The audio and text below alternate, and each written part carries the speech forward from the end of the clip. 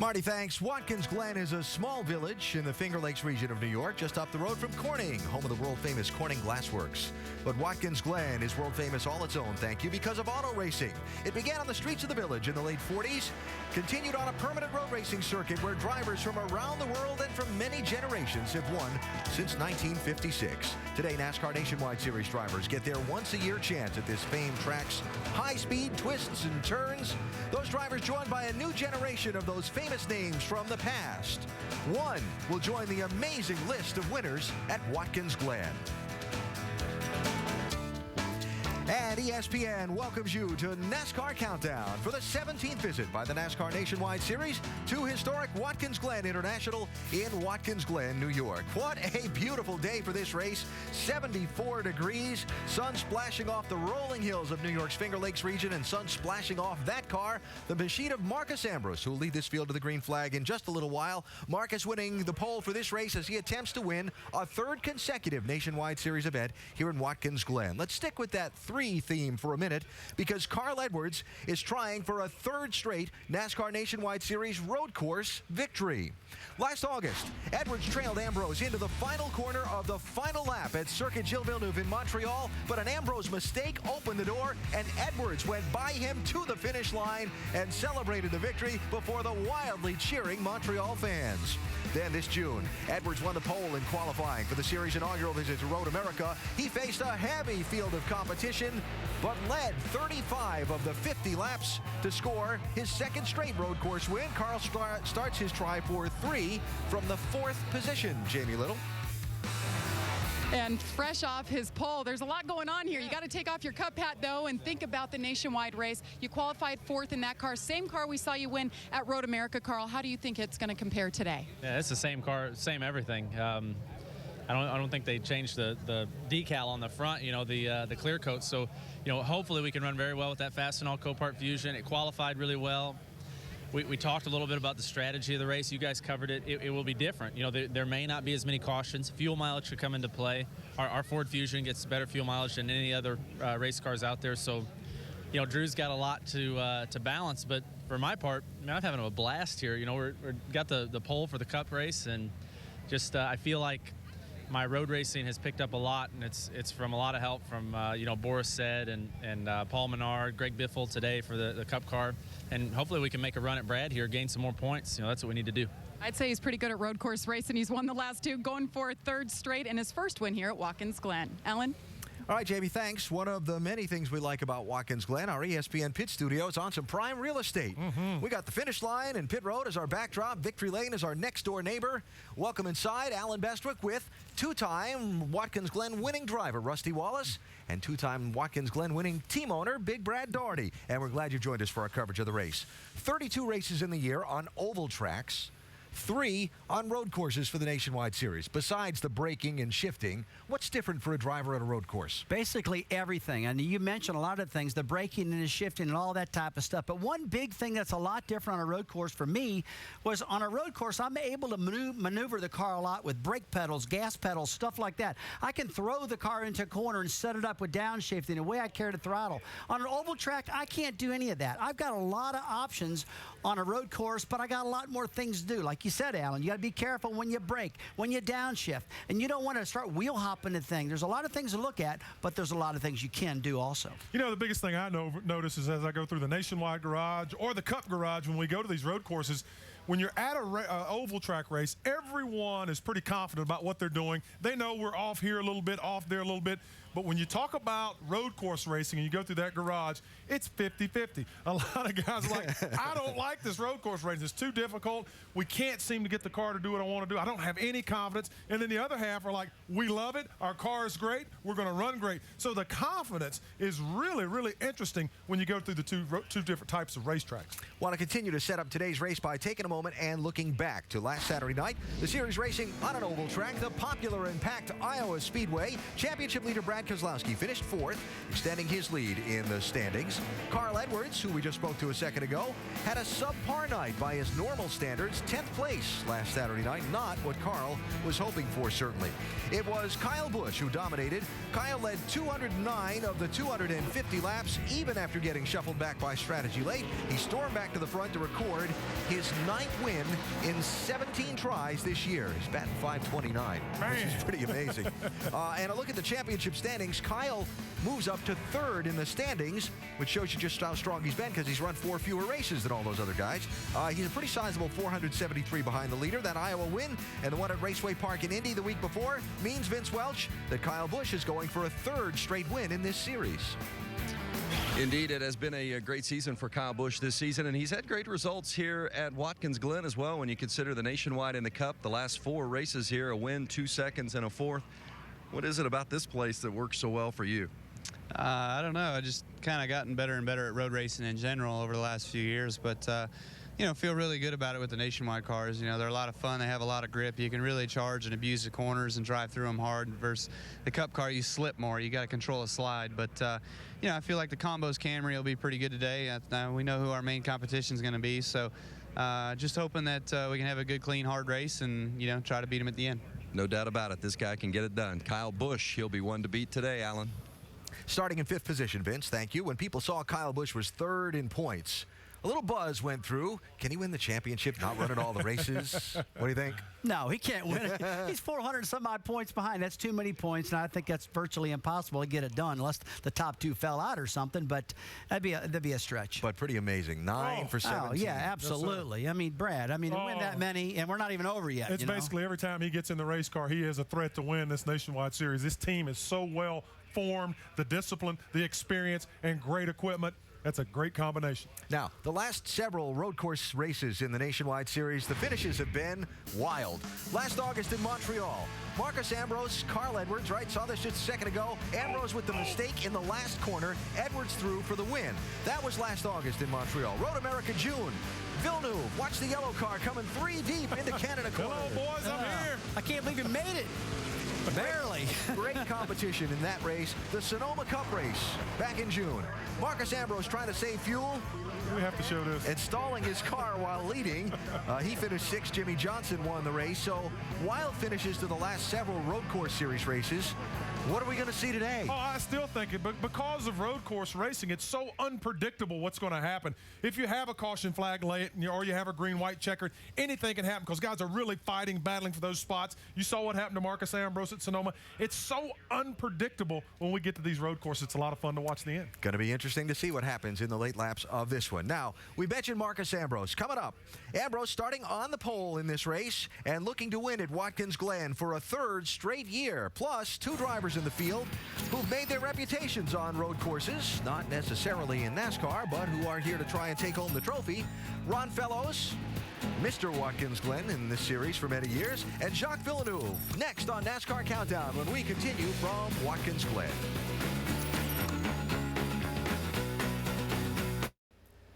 So much racing history here at Watkins Glen. They began racing on the streets of the village in 1948.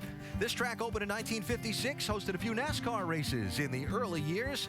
The United States Grand Prix from 1961 to 1980 carried this little village's name to the far corners of the world. After being closed down for a couple of years, the modern era has featured NASCAR. Tim Richmond winning the Sprint Cup Series' first modern race here 25 years ago. Kind of been on a 3 theme. Carl Edwards trying to win a 3rd straight road course race. Kyle Busch trying to win a 3rd straight race. Marcus Ambrose trying to win a 3rd straight Nationwide Series race at this racetrack. Watkins Glen sure has been the bright spot in his spectacular but sometimes star-crossed NASCAR road course efforts. Marcus Ambrose in search of his first career NASCAR win. And indeed, Gordon will hit Ambrose. I'm not mad. I'm just disappointed. Marcus Ambrose has checked out on this field by 8 seconds. Your leader having trouble. He goes too fast into pit lane, has to serve a pass-through penalty. Go, hard. Marcus Ambrose goes to victory lane for the first time in his career at Watkins Glen. Ambrose trying to make this pass. Oh, and he's going the short route for the 2nd year in a row. Marcus wins. You are the man. You are the man.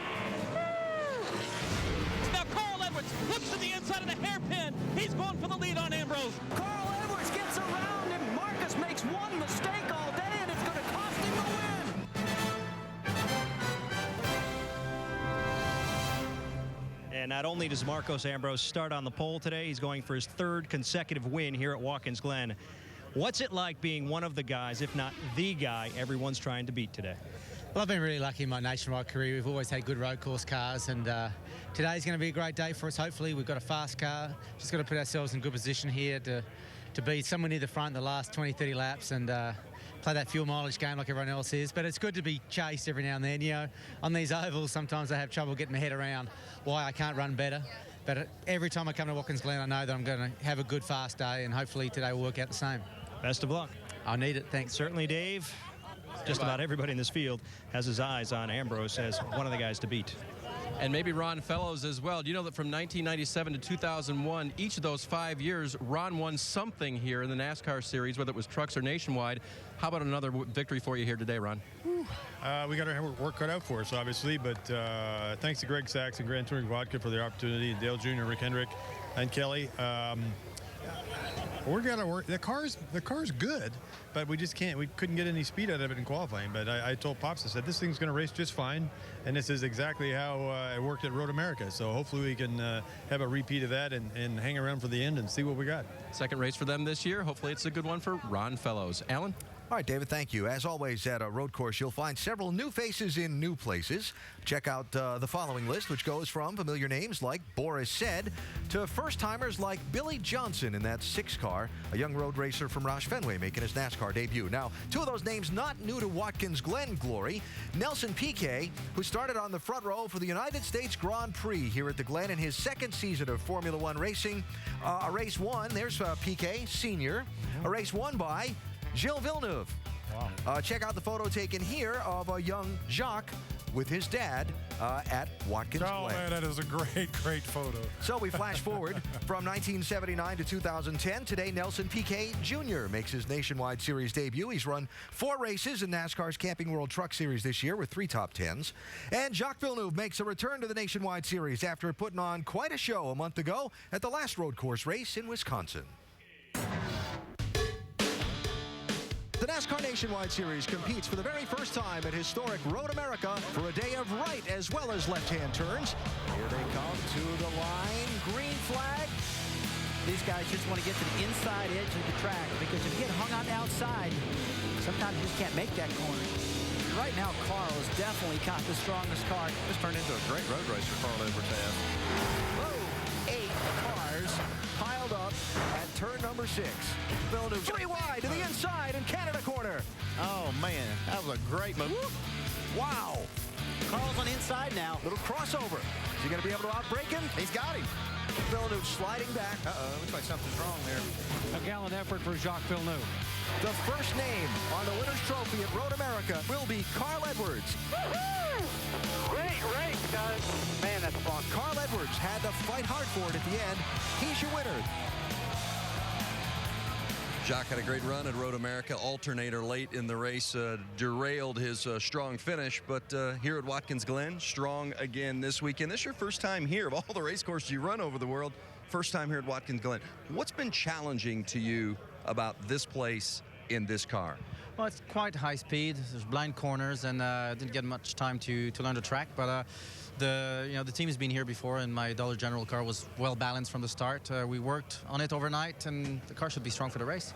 Trent Owens, your crew chief, said, I just want to give him something to work with. I know he can do the rest. How much do you feel like you can really have an impact at a place like Watkins Glen?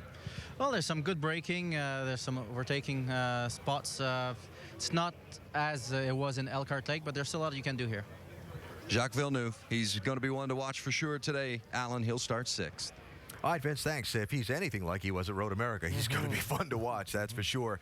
So with these drivers in the field that aren't normally in the field, Rusty, if you were out there in the race today and you look and you're not even sure who's in that car you're racing against, how's that dynamic work? How do unfamiliar faces affect you? Well, it's a bit unsettling. You really don't know what the characteristics of that driver is going to be. You don't know if he's going to chop you off, or you don't know if he's really using his mirrors a lot like stock car guys do.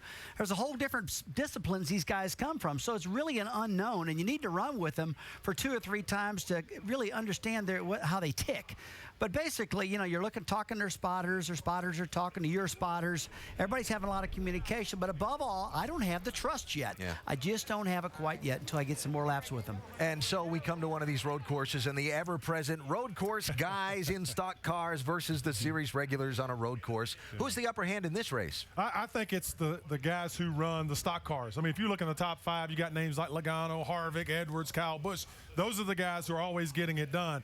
I do consider Marcus Ambrose a road course ringer because I think his talents and his skills are applicable to the road courses. But if you look at it throughout from top to bottom, I think the Cup guys and the Nationwide guys are the best in the business. Now, you are the part owner of the team Ambrose Yes, drives for. Yeah. Pressure of trying to win a 3rd straight. Is he feeling it? Yes, he's under tremendous pressure, especially since Sonoma in the Cup car. He had an opportunity to win the race, and it went away. He's put a lot of pressure upon himself because he knows this could be a redemption race. This could be a big confidence race, all of the above, so he needs to get it done today. Road course guy on a road course. It's one of the days he's got to get it done, right? Get it done. He's feeling that pressure. Yep. Look at those in the field who have won in the Nationwide Series here at Watkins Glen in the past. Shows you a pretty good list of a half a dozen guys. Wow. I wouldn't be surprised if the winner came from that group, would you? Not at all. I'd put a quarter on that. I bet you would. Up next, we look at the places to pass and the places to find trouble on this Watkins Glen course, some changes that have been made to the track and what they'll mean, and review the ever-important pit strategy that's critical to winning on a road course. Watkins Glen International in New York, the high-speed twisting and turning road course where the NASCAR Nationwide Series runs 200 miles today. Green flag in just over 26 minutes. Let's take a closer look at the track now. There are actually 2 layouts here. The original sports car layout, which is 3.4 miles around, including that lower right section called the boot. Not used for stock cars, though. They run what's called the short course, 2.45 miles, 7 turns plus a bus stop is what they use by NASCAR's definition for the stock cars. Let's talk, Rusty, about places to pass, places to find trouble, and some changes made to this track in the name of safety. Kind of loop them all in together. Start down in turn 1. It's called the 90. It's a very sharp downhill right-hand corner. Yeah, you see a downhill right there. The problem with this corner, it is the #1 passing zone on this particular track. You see a lot of guys dive in on the right side, dive bomb in there, pass the guys. But the other problem, it can be a problem spot also, Alan. If you get in there too deep, that means you're going to wheel hop the back of the car. We hear about that a lot. The tires start jumping up and down because of mismatch and RPM and things like that. They spin out and they slide right in this area here. And that happens if you try to brake too deep and overdrive that corner. So problem area and good passing zone. Both at the same time. Now you go up through the S's, down the back straightaway, and you come to the, take your choice, inner loop, chicane, or bus stop. Right, left, right. Great place for passing. This is where Marcus Ambrose made the winning move in the race last year on Kyle Busch. It was spectacular. Yeah, absolutely. They came into this corner. Kyle Busch leading the race. You see here, Kyle's got to make that right-hand turn. Marcus slammed the door on him, didn't give him any room. Kyle did a great job because he would have wrecked them both if he'd have turned right into Marcus. What they've done now down at that corner is they've given them a little bit more area to run off. So when you come into that corner, and I know this from the privilege of riding with Rusty Wallace at about 130 miles an hour yesterday, with that room to run off, it makes it look really big. And so guys, the visual is that you can go in there a lot harder than you can, and we've seen some guys overdriving a little bit trying to get through there. Now you go from the inner loop around the outer loop, or the carousel as some call it, turn 5, and you run down the 3rd straightaway at the track to the final 2 corners, another place where they've made changes for safety, and that's a great opportunity to both pass and get in trouble. Absolutely. It's much the same as I just explained about turn 1 happens right here in turn 6. You really are hauling the mail getting at this corner, and you try to get underneath the guy. Same thing happens. You can lock the wheels up, you can wheel hop, you can slide, but here's the good part.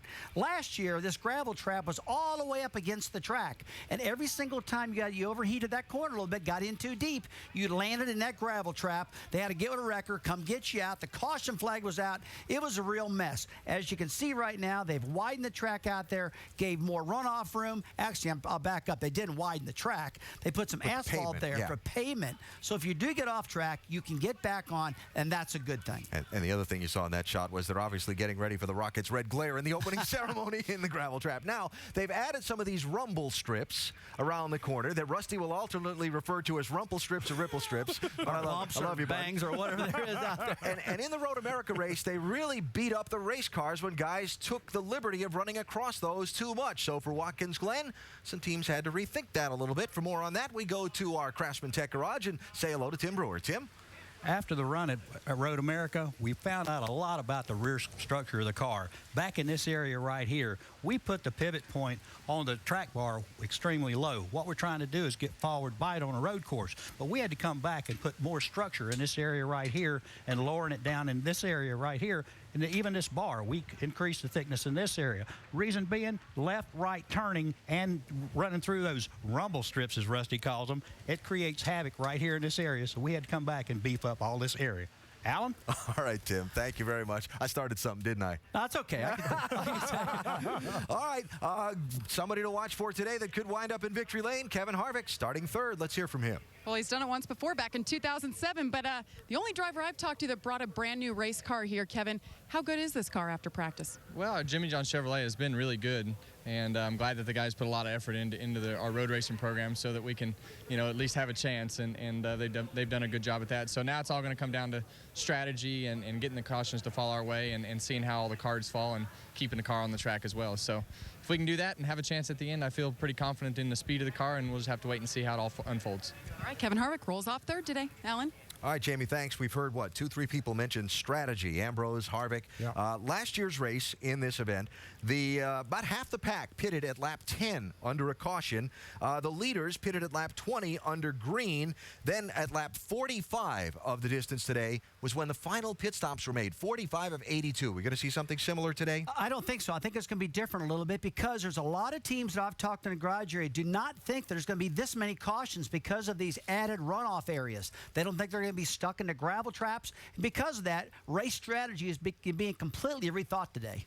It could, though, end up being that way because of that as well, simply because the racing could be much more aggressive in these areas that we see that you have runoff area. Guys could really take some chances, get their cars out, try to save their cars, and get back into the track and create caution scenarios. So it could be the same. It's a tough job for a crew chief. Yeah, I think it's interesting would be the word I would use. It's going to be interesting to see how this race unfolds. The level of competition, the changes to the track, the strategy, and the wildness we've seen in the late laps of these road courses. It's going to be a lot of fun. So, can Ambrose do it again? Will Fellows be the Glen guy again? Can Villeneuve be a racing stud like he was at Road America and really put on a show for us? And don't forget about Kyle, Carl, Logano, and all the others. Man, it's going to be quite a show here at Watkins Glen as the NASCAR Nationwide Series goes racing on this historic course. The opening ceremony is next.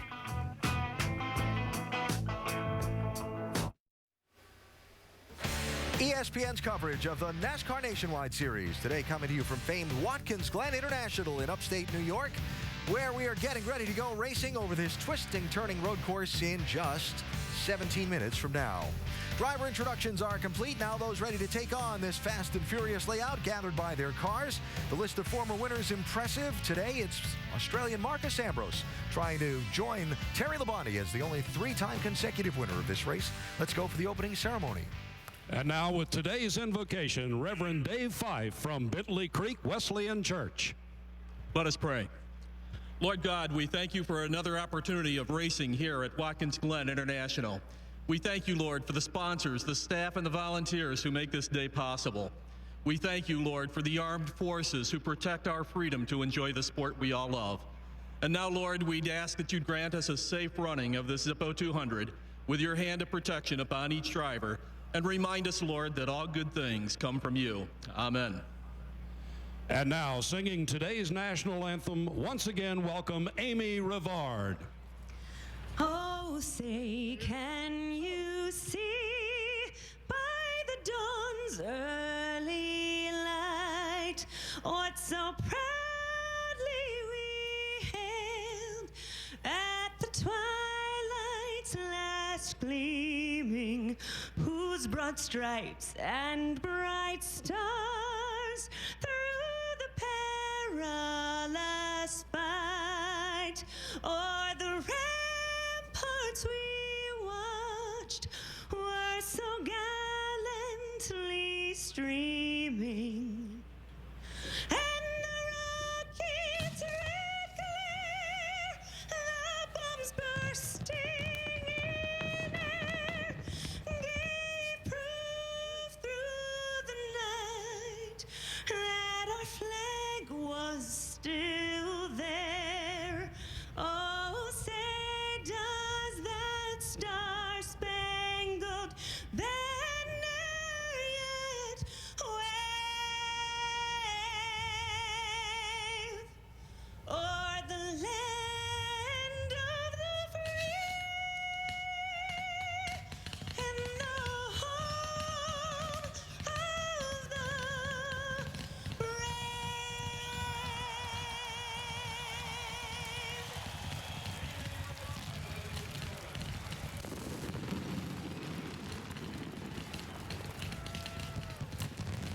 time for the drivers to buckle in.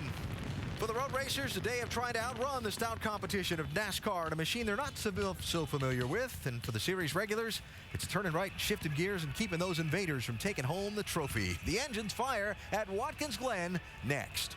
NASCAR Nationwide Series at Watkins Glen is brought to you by Nationwide Insurance. Enter this code at codespotter.com for a chance to win a Roush Ford Mustang. A beautiful and busy Saturday at Watkins Glen International. Capping today now the main event, 200 miles for the NASCAR Nationwide Series over this historic track as a field of 43 in their final moments of preparation before the engines fire. There are 3 guys going for a third today. You've got Kyle Busch going for a third straight Nationwide Series win. Carl Edwards, a third straight road course win in the Nationwide Series. And Marcus Ambrose, a third straight Watkins Glen Nationwide Series win. One of those happen, or does somebody else steal the thunder? Well, I think somebody else is going to steal the thunder. I really do. I mean, there's a lot of guys out there wanting to get Ambrose. He's a great driver. He's got a bullseye on his head, Brad. Yeah. I think it's going to be somebody else. I really do. I think it's going to be Carl Edwards. I think Carl Edwards will pull this race off today. He has done extremely well over the road course races the past couple of seasons. I think he will sneak out, be there at the end, and give himself a chance to win. I think it'll be fun to watch. So, as the drivers get ready to hit the brakes, shift gears, and do all those other things they've got to do on a road course, let's shift the coverage across the racetrack to the broadcast booth, where Marty Reed, Dale Jarrett, and Andy Petrie are always wide open on the gas and never in low gear. Gentlemen.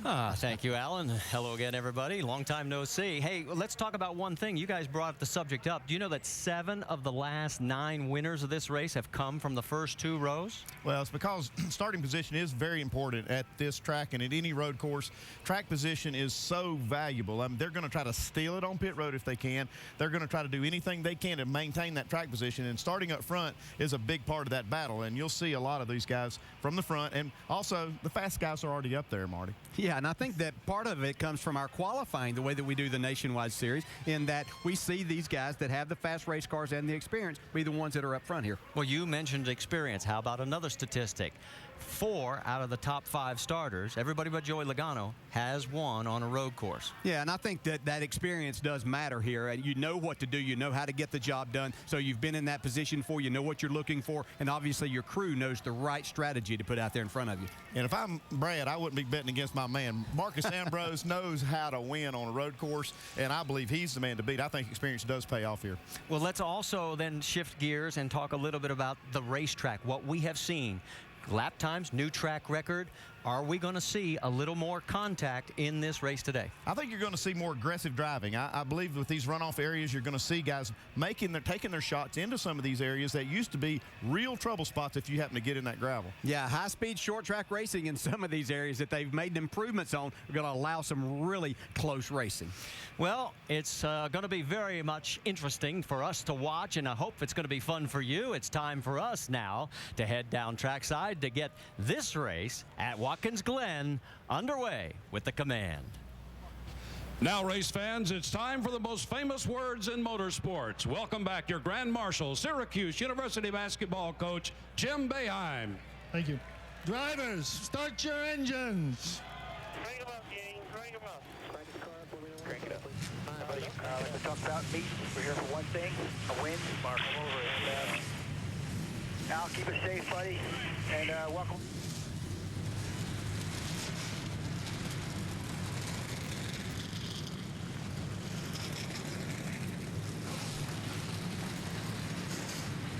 So the engines have fired now on the 43 cars, and no one was sent home. We had a total of 43 here on the ground, so everybody made the field, but it was a very interesting set of qualifying runs that we saw leading up to Marcus Ambrose getting the pole. Our over-the-wall reporter today is Mark Hollywood Armstrong. And Hollywood, first off, happy birthday, buddy.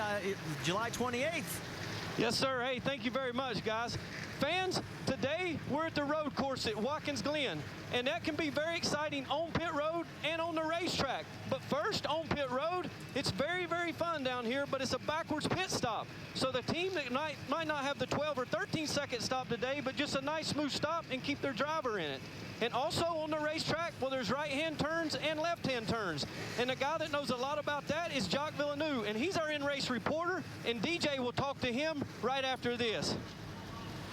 All right, and there is Jacques Villeneuve as he is behind the wheel of the Braun Racing Dollar General number 32. And DJ, we'll have that conversation when we return to the Glen. Just a beautiful view here in Watkins Glen, New York, as we're getting ready for the NASCAR Nationwide Series to start race number 22. And as we take a look at our starting grid, only one to the rear to report, the 24 of Eric McClure, an unapproved adjustment. Everybody else stays in the same positions. We've already talked about all the guys up front. We do have a total of 7 onboard cameras. Here's the first 6 as we've got Justin Allgaier, as he's got the Verizon Wireless Dodge. Kevin Harvick, of course, with the Jimmy John Chevrolet. Marcus Ambrose as Marcus in the Toyota, with Carl Edwards in the Fastenal Ford, Stephen Wallace with 5-Hour Energy Toyota, and Joe Nemechek in the Nationwide Insurance Chevrolet. And of course, we also have our 7th camera with our in-race reporter, Jacques Villeneuve. Let's talk to him. Hey, Jacques, Dale Jarrett, the ESPN. You have a copy? Copy, loud and clear. Hey, Jacques, I know that yesterday was your first opportunity to be on this racetrack, and even with someone with your road racing experience, did it take you a while to get up to speed? And if so, and what did you find to be the most difficult corner to try to negotiate? Well, it's not an easy track, even though there's not many corners, but making sure you get to turn 1 and the S is right is important, because that's where you get the speed then to get all the way to the bus stop. Hey, Jacques, our next question comes from Jay in Nashville, Tennessee, and he asks, how much do you use your mirrors on a road course, and where on the track do you use them? Well, you try to be quicker than the other guys, so you don't have to use them. It's really hard to see anything, so you use them mainly as you enter a corner, just to make sure there's no one next to you. And beginning of the straight line, so you know if there's someone that maybe will get a run on you or not. And if you don't have anyone that's close to you, then you can really concentrate on hitting your braking marks. All right, Jacques, thanks for talking with us. Have a great day. Now, Andy's going to talk to your crew chief, Trent Owen. Thank you. Hey, Trent, Andy Petrie in the booth. Have you got us? Yeah, 10-4. Hey, Trent, you got you a road race expert in that cockpit there, and where they usually make a lot of time is under braking. You see that a lot. Are the brake systems on these cars good enough to run them and use them hard all day? You definitely have to use the brakes hard, when you're making your passes, but brake management obviously is the key in any short track race or road race. But while the brake packages have improved over the years, there's still some management you have to do. But you can get more aggressive today than probably 10 years ago. Trent, when do you expect some of these early pit stops working this race backwards? Yeah, I think some of the Ford teams are getting good mileage, so you'll probably see 11 or 12, lap 11 or 12. We got to go to about 18 to start working our race backwards. So we'll just see how it works out. Obviously, going to depend on the cautions and do the best we can to get Dollar General a good show here. Okay, Trent, thanks for talking to us, and good luck today. All right, thank you. Cars out on the pace lap. We're going to take one more quick break. When we come back, we'll get the final update from pit road, and we'll go racing here at the Glen.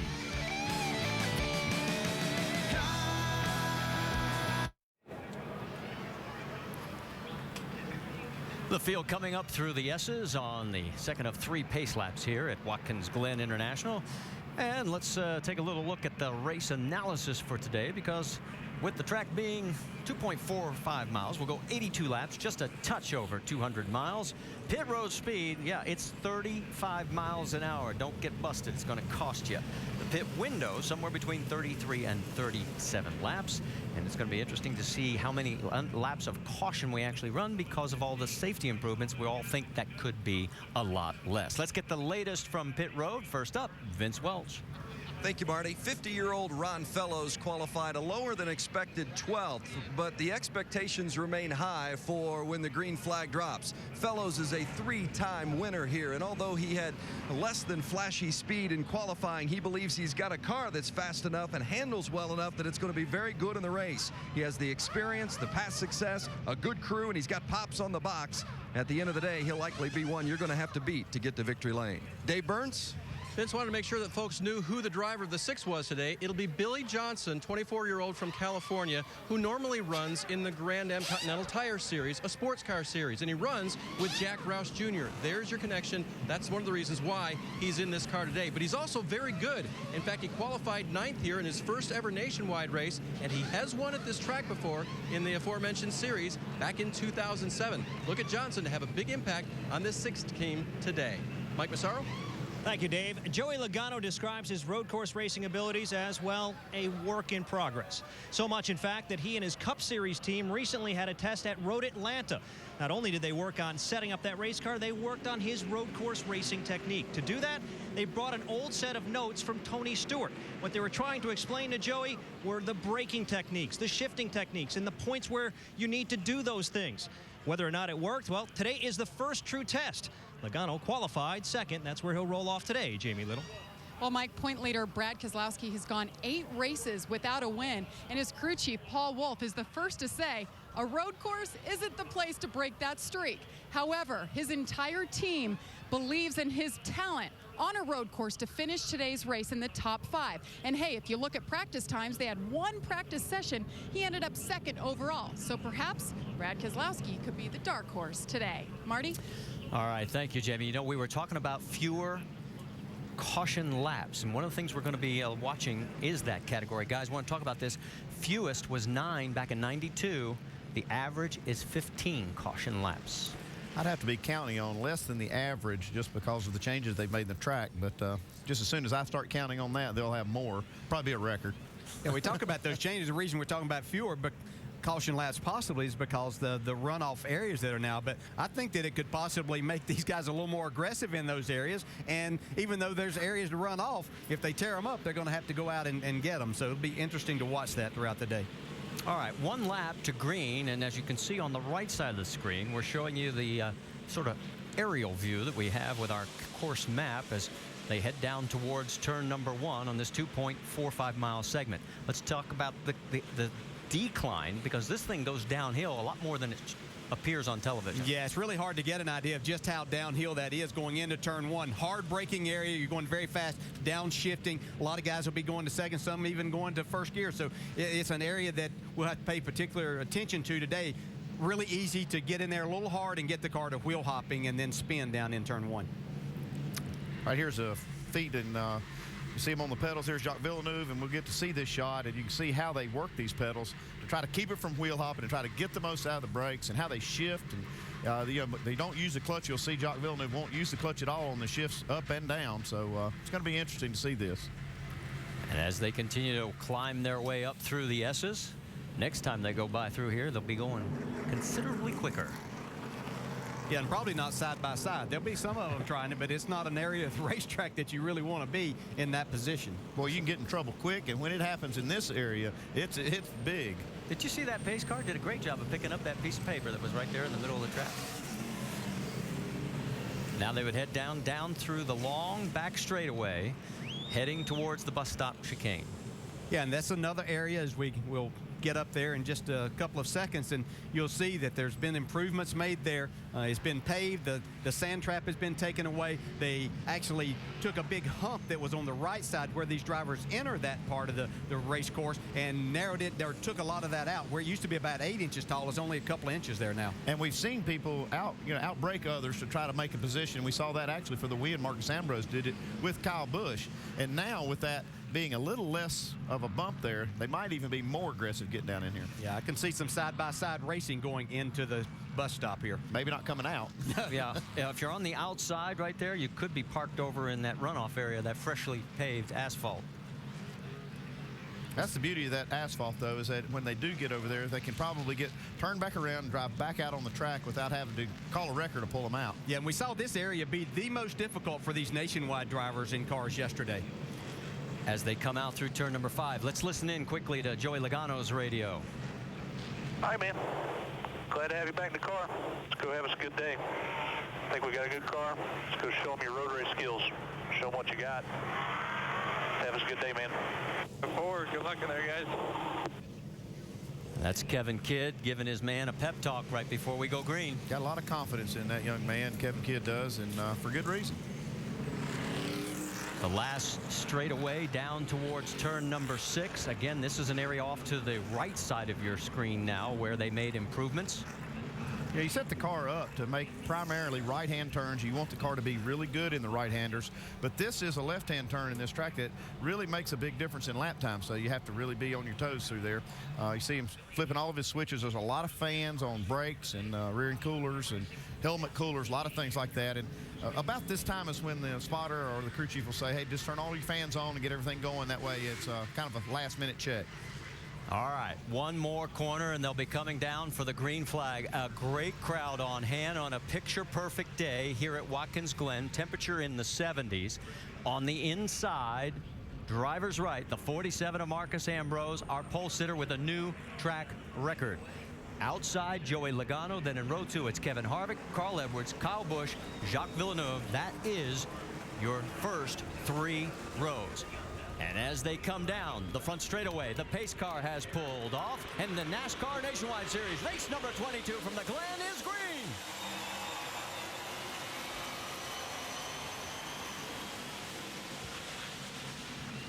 Ambrose out early, 3 wide in the middle. You can see contact already back there. Jason Leffler tried to make a move down, had to really get on the brakes hard. Well, they're right about one thing. They're aggressive right off the start. Well, they better sort it out quickly because we're coming up through the S's. See, for the most part, they're single file, giving each other a lot of room up through this part of the track. Whoa, and Carl Edwards gets off with 2 wheels. That could have been really close to being a problem. Into the bus stop. Yeah, Harvick and Villeneuve here trying to go side by side. Harvick loses the spot to Villeneuve, and here comes Kyle on the outside. That's Menard in the 98 right behind him. Well, Jacques Villeneuve being very aggressive right here at the start. He tested to see what Kevin Harvick would do in that situation. Well, Harvick started the inside second row. Looked like he was actually looking underneath Marcus Ambrose, but then loses quite a few spots here.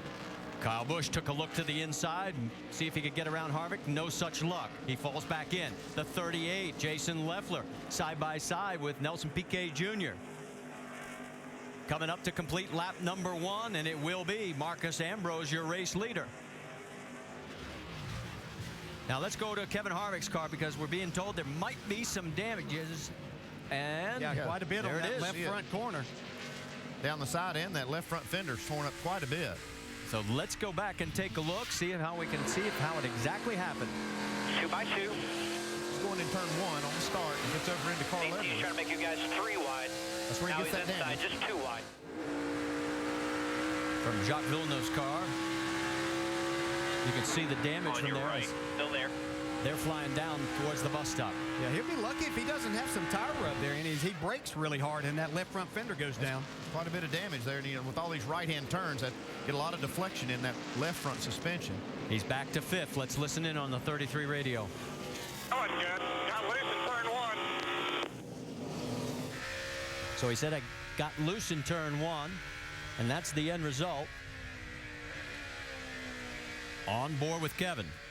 Let's go back up front because it is Marcus Ambrose getting ready to lead lap number 2. Right behind him, Joey Logano doing a good job of staying with him. Carl Edwards in 3rd. And then coming back to 4th will be the Canadian Jacques Villeneuve. And if you weren't with us yesterday, we were all stunned as Harvick takes a look to the inside of Villeneuve and will not be able to do it. It's the first time he's ever been on this track yesterday during practice. Kyle Busch going a little extra wide in the 18. Yeah, as Harvick looked to the inside of Villeneuve, you could see that Kyle Busch tried to set him up to see if he might sneak in there and get to the inside of Kevin Harvick before they got to turn 2. Wasn't able to make it work that time. I think Busch has got a run on Harvick. They're going to go down that back stretch. If he can outbrake him going into the bus stop, he's got the spot. Harvick surrenders, saying, hey, it's early. That was a nice pass by Kyle Busch. And that's what you'll see a lot of times out of the hard braking area. An opportunity to make a pass you can try to get out of the driver's mirror, and he's not exactly sure where you're at. Heading towards turn 6, Marcus Ambrose with still in pursuit, the number 20 of Joey Logano. These two have opened up almost a second, a little over a second, to Carl Edwards in 3rd. Logano was actually about 2/10 quicker the last lap, but it's like Ambrose kind of put his mind back to it here and pulled away a little bit. Let me update you. We've got a couple of cars that have pulled off. And Right now, it looks like maybe they're going to be the 36 and the 82. Kevin Hamlin and also Matt Carter will update you, see if they come back out on track. Colin Brown, meanwhile, gets a pass underneath the 81 of Michael McDowell. Oh, it's trouble. It's Brendan Gaughan. Still coming to your inside here. Still coming. He's going to be able to get going without having a caution. Back it up if you can. He was running 19th, and I did not see if he got any help going around. As quick as he went around, it looked like he did. It could have, but that's also, it's very easy to get down in there a little hard and get it to wheel hop and you just spin. Let's see right here. No, just got in there a little hard and a little high. Not enough grip for that speed. Yeah, Bain makes a nice move to keep from running out up on top of him. Right along with Justin Allgaier here, you can see Brendan just gets out there a little bit wide. Not nearly as much grip in that part of the track.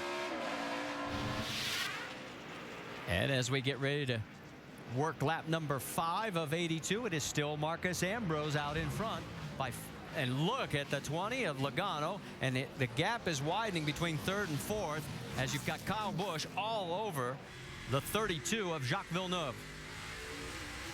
Yeah, I noticed the last time as they went down into turn 1 that Kyle Busch was right there.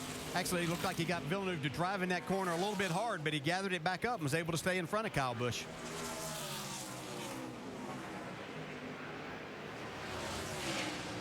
See if Kyle's able to jump out right here. I was going to say Kyle is not giving him any air to breathe, that's for sure. No, and he'll have a hard time out breaking these guys into these corners. See, Kyle Busch gets a little too much of the curve and loses some time through the chicane. Well, Villeneuve, if you were with us back at the Road America race, put on a dazzling display until he had a mechanical glitch that just ruined what was a absolutely outstanding run. There's your top 5 here at the Glen. Well, wait a minute, we're going to stay right here because we've had a crash or a spin. Back here at the Zippo 200 at the Glen, no change up front. Marcus Ambrose leads, Joey Logano and Carl Edwards. Now, just as we were going away, it was a local break. We tried to keep it here because Brian Scott got turned around in the bus stop. So I just got out of position getting in there, just missed that first part of it. And when you do that, you just get completely out of shape there, and you just have no way of getting the car back. He was running 22nd. He dropped back to 29th. No yellow. We stayed green. There is your race leader again, Marcus Ambrose. He's led all 7 laps so far. Now you saw a car go through the bus stop chicane. They have to slow down. They cannot gain position. They have to fall back in. Well, look at this battle. This battle has not stopped. Jacques Villeneuve has Kyle Busch all over him. Kevin Harvick is the best spectator in the house of watching these two. Yeah, you can see up in the right-hand part of your screen there, Villeneuve, we're watching him with his feet work. Be a hard braking coming up here in just a second. You can see him kind of tap the brakes, know that they're there. Man, he is laying on that brake pedal, downshifting. Front brakes are going down. Yeah, he's using a lot of brake right here. And this is kind of my question to him earlier, whether these brake systems work good enough. Looks like he's using a lot of brake, Dave.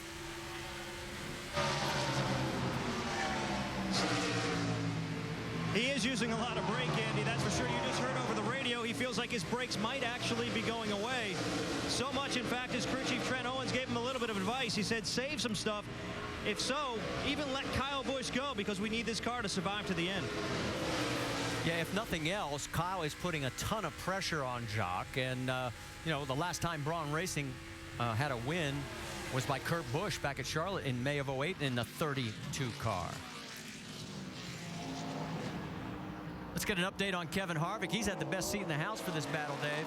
Of course, he had his own battle early when that car got loose, and Ernie Cope told me it was a little bit loose yesterday, and it would probably start the race that way. You can see he's putting pressure on these guys, coming to him just a little bit.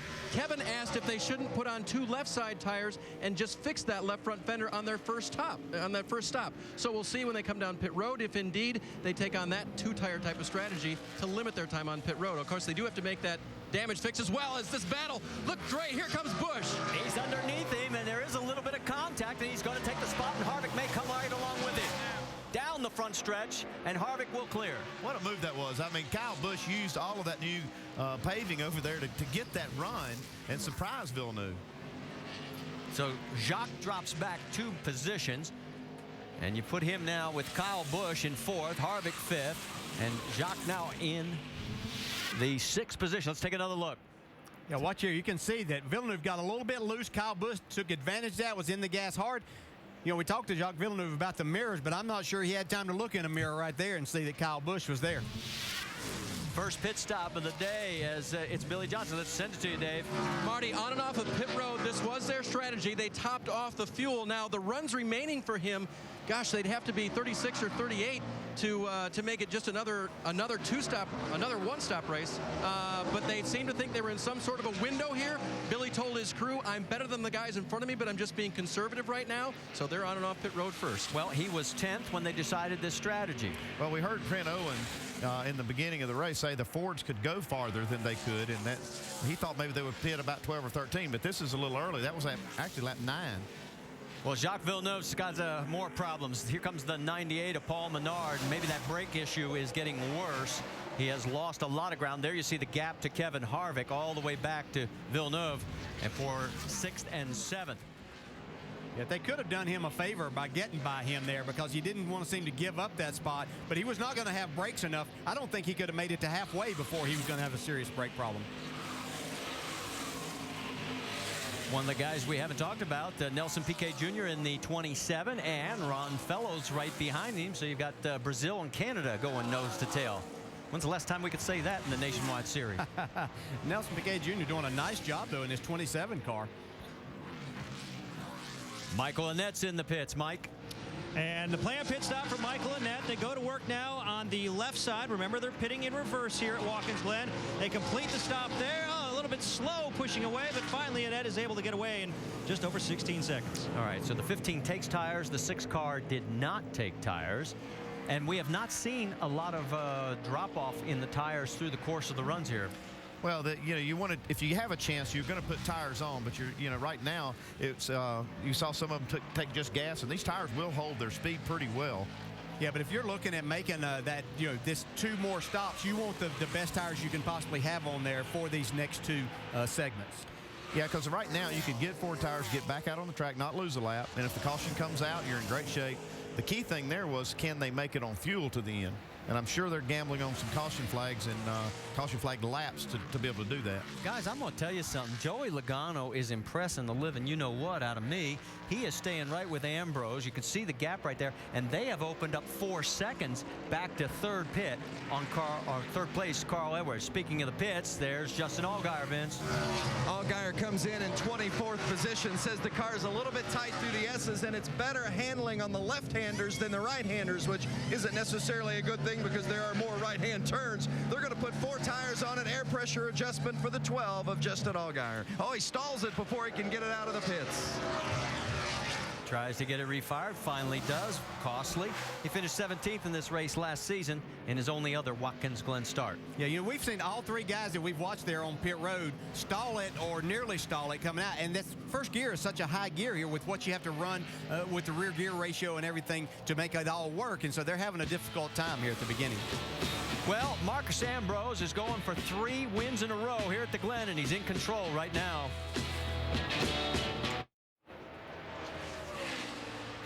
Back here at Watkins Glen, Colin Brown has done a pit stop, and he's about to go a lap down. Marcus Ambrose has stayed out. We can tell you Joey Logano is in pit road right now as he's making his way.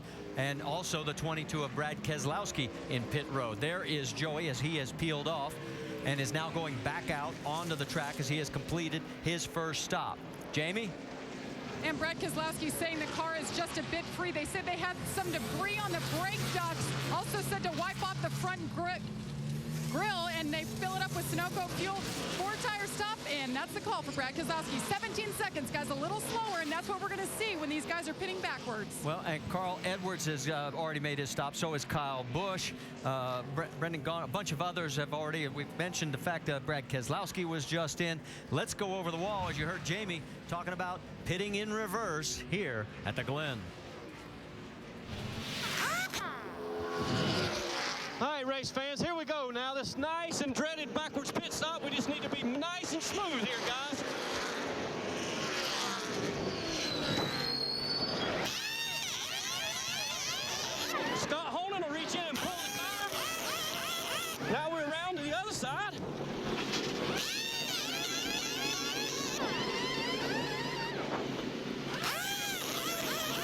And that, my friends, is a backwards pit stop. Let's go. Let's go. And you may say that can't be that difficult, but believe me, when you're used to doing it every other race, but one or two a year, it is a lot different. Nelson Piquet Jr. just pulling back out. Vince, anything to report? He really likes the race car. In fact, he said the car is awesome. He was running up in the top 10. John Reese, his crew chief, just been a pep talk for him in his ear, just telling him, you're doing a great job. Be patient. Continue to be smooth. They gave him 4 tires. No changes regarding air pressure or anything of the like. Very nice debut for Nelson Piquet Jr. this weekend. And you saw Marcus Ambrose heading down towards turn 1 again. He has not yet taken his first pit stop as he's working lap number 17 now. As behind him is now Kevin Harvick, Jacques Villeneuve, Ron Fellows, and then Jason Leffler in the top 5. How about Verizon Wireless customers texting champion to 43776 for exclusive champion chats? The contents from our NASCAR Now Roundtable of Experts. And we got another stop. The 88's in. Vince. Ron Fellows brings the 88 in. He and Tony Uri Sr. worked together at Road America earlier this season, and they finished second after starting 12th. They also started 12th today, and they believe they've got a car that can run up to the front. He said it's just a tick tight. They gave him 4 fresh tires and Sunoco fuel. Thanks, Vinny. As you can see on the right-hand side of your screen, Marcus Ambrose continues to make hay while the sun is shining. Yeah, and we saw Fellows go out pit road. One thing, we talked about how downhill the front straightaway is. Well, pit road is also, and you have to be extremely careful after you get about halfway down that you don't let your RPMs get up in speed on that last part going out. That was Kenny Wallace that was just passed to put a lap down in the 28. It's Ambrose crew chief saying that he's pitting next time by. We have now 25 cars currently on the lead lap. I'll get you also with the cars that are out. It includes the 52 of Joey Scarallo as Morgan Shepherd is in. Also out is Chase Miller, Johnny Chapman, Dan Brody, Kevin Hamlin, and Matt Carter. So that updates that. And one reason that these cars are making green flag stops because Marcus Ambrose, if the caution comes out right now, Marcus Ambrose is going to have to pit under caution. He'll have to line up behind all of those cars that made that pit stop. They won't come in. So that's why they do that, because you can make a pit stop usually and get out before the cars can lap you, and you can stay on the lead lap. Boris said making his pit stop, Vince. Yeah, Boris says it's a little bit tight in the right-hander, so they're going to give him a little bit of an air pressure adjustment with those 4 tires, and of course top him off with Sunoco fuel as well. Boris said has run all 3 series this weekend, as you see a spin on the track. Tony Raines, and it looks like the caution is going to come out. If it does, it hasn't. The 6 was also in this, and they're staying green. He was 20th, Tony was, when the spin occurred. And remember, the 6 had already stopped. And I'll tell you, Marcus Ambrose just dodged a major bullet, because that caution comes out, he would have been here for the 47, Jamie. A big sigh of relief that the caution did not fall, because they were planning on pitting this time. Now, he's led every lap so far. He had to relinquish that lead. The call is 4 tires. He says he's tied in 2, loose in 6, but the car has been good. The guys going over the wall for him, of course, because this is a one-off deal, are his Cup guys that will be pitting the car tomorrow. Marcus Ambrose working away here in the number 1 pit box. They're going a little bit slower than normal once again, and he's down and away, Mike. And Jacques Villeneuve is also down and away. A quick stop for him. Just 4 tires and fuel, no adjustments, Dave. Mike, Kevin Harvick's crew put 2 fresh tires on the left side. They also fixed that left front area of the fender. Kevin said about the condition of the car, too tight on the left-hand side, and obviously you know why. That was from the damage that occurred on lap 1. Oh my, we got one torn all to pieces here now. Yeah, this is some damage on the 05 right now. Victor Gonzalez Jr. and don't know exactly how this happened just yet, but he is through turn number 6 right now, heading for pit road. Let's go back. Here it is. That's Brendan Gaughan right behind. Oh, a blown tire. Man, that tire just... Yep. Just blew the fender right off of it. He was running 17th at the time when this let go, and then just what we were showing the tail end of, and there's the little assist that the 34 got. Tony Raines gets turned around by Paul Menard, and wow, the 6 car. Johnson does a nice job to avoid, but he ended up spinning as well. And here's Marcus Ambrose coming through that spin area. This was right when he was getting ready to make his stop under green.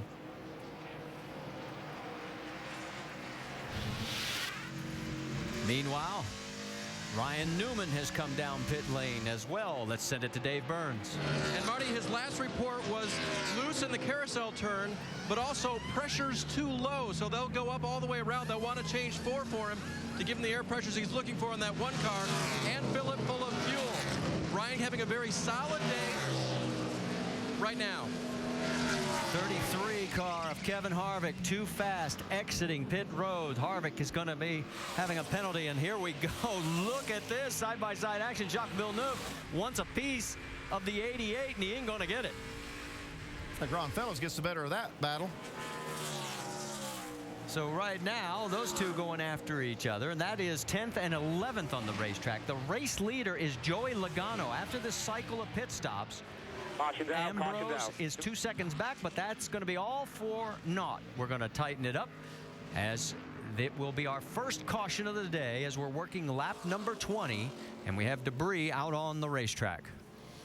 Yeah, we saw back to Ryan Newman's pit stop. Looked like his Cup pit crew getting some work in there today and getting used to this. And we know from Rusty Wallace that for Brendan Gaughan that the Joe Gibbs Racing number 11 pit crew is pitting Brendan Gaughan today, so they can get used to that. Carl Edwards is back on pit road. And they're pulling the fender out. Get him a radio. And that's... you have to think the pit road was closed on that when he came in right there. Oh, this isn't a good sign. Yeah, I'm not sure it doesn't sound like that he's got more problems. Get the water bottle ready to squirt. Yeah, they're trying to figure out, I think he might be on 7 cylinders. They're trying to isolate which one it is. Yeah, I don't think he'd have come in for the fender part. I think he's got an engine problem here. I think you can hear it. Sounds like he may have something broken in there. Maybe a broken rocker arm or valve or something. So what started out as a great day for Carl. I can't hear anybody talking, so write me a note. Tell me what's up. Get him the spare radio, Get him the spare radio. Wow. He'll be on pole for tomorrow's Sprint Cup race. He won the last 2 road course events, picking up his first win this year back at Road America. And all of a sudden, what was a really great day has gone south. Yeah, they got all kinds of problems. Engine's messing up, a little miss in it. Can't hear anybody with his radio communication. Damage on the right side. Gosh. Other than that, everything's perfect. Yeah. Or you got me, Carl? Yeah, they got real problems with that engine. Test 1, 2, 3, 4. And we should point out, this is not the FR9. They did not bring that motor for Sprint Cup. And always interesting to see the gear shifts that these different drivers use and things like that. That's a little different one there with the like that's T-handle. something that they made for Carl, that it just fits the way that he wants his hand to go on there. he was third before the cycle of pit stop started for Carl, and they're going to send him back out. Still don't know whether he can hear everybody. Not going to matter a lot, I don't think. He's not going to run long with that engine like it is.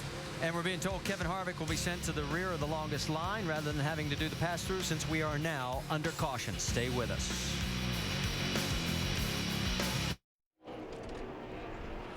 Back here at Watkins Glen, Carl Edwards took it out for one lap, has brought it back onto pit road, and quickly let's go down to Mike Massaro. And Marty, I just listened in on a conversation between crew chief Drew Blickensderfer and his engineers, in particular the people from Roush Yates Engines, and the explanation to them was, look, all the cylinders appear to be running. All the wires are connected to the spark plugs. Everything appears to be good. It's just running flat. They had hoped they could fix it within the 5-minute interval here. That has not been the case. They obviously had to pull it behind the wall and are taking a much closer look. Tim Brewer might be able to explain a little bit more about what they're dealing with right now. Mike, what they do, they actually check the surface temperature of all the headers. What they're telling you, they're all hot, so they're all firing. But if they go to the garage area, they're going to check. They'll pull the spark plugs out. That's the first thing. Make sure that the wires are all connected. They may even change a spark plug. But if they pull the valve covers off and they find a valve that's got a problem, what they'll do, they'll take the rocker arm off, dismantling that cylinder from firing, but the valve stays up out of the way of the piston. That will give them a little bit of an insurance policy on finishing the race. And of course, Tim over in the Craftsman Tech Garage with that motor, and let me clean something up because I've had my first experience of jumping from Cup qualifying right into a race. The FR9 only runs in Cup, so before the phones light up, we've got that all cleaned up. If this is the second engine problem of the year, Ford has only one other engine DNF in 2010. This would be the second, and that's the fewest of all makes out there right now for the season. Yeah, Doug Yates and his people do such a terrific job with no matter which series that it is, Nationwide or the Cup Series, so they don't have many problems at all. Crews are still cleaning up all that mess over on the backstretch right out of the S's where that tire exploded. The lucky dog for Aaron's is going to go to that man, Mike Bliss, as Bliss will now be our 32nd and final car on the lead lap. Stay with us. We're coming back.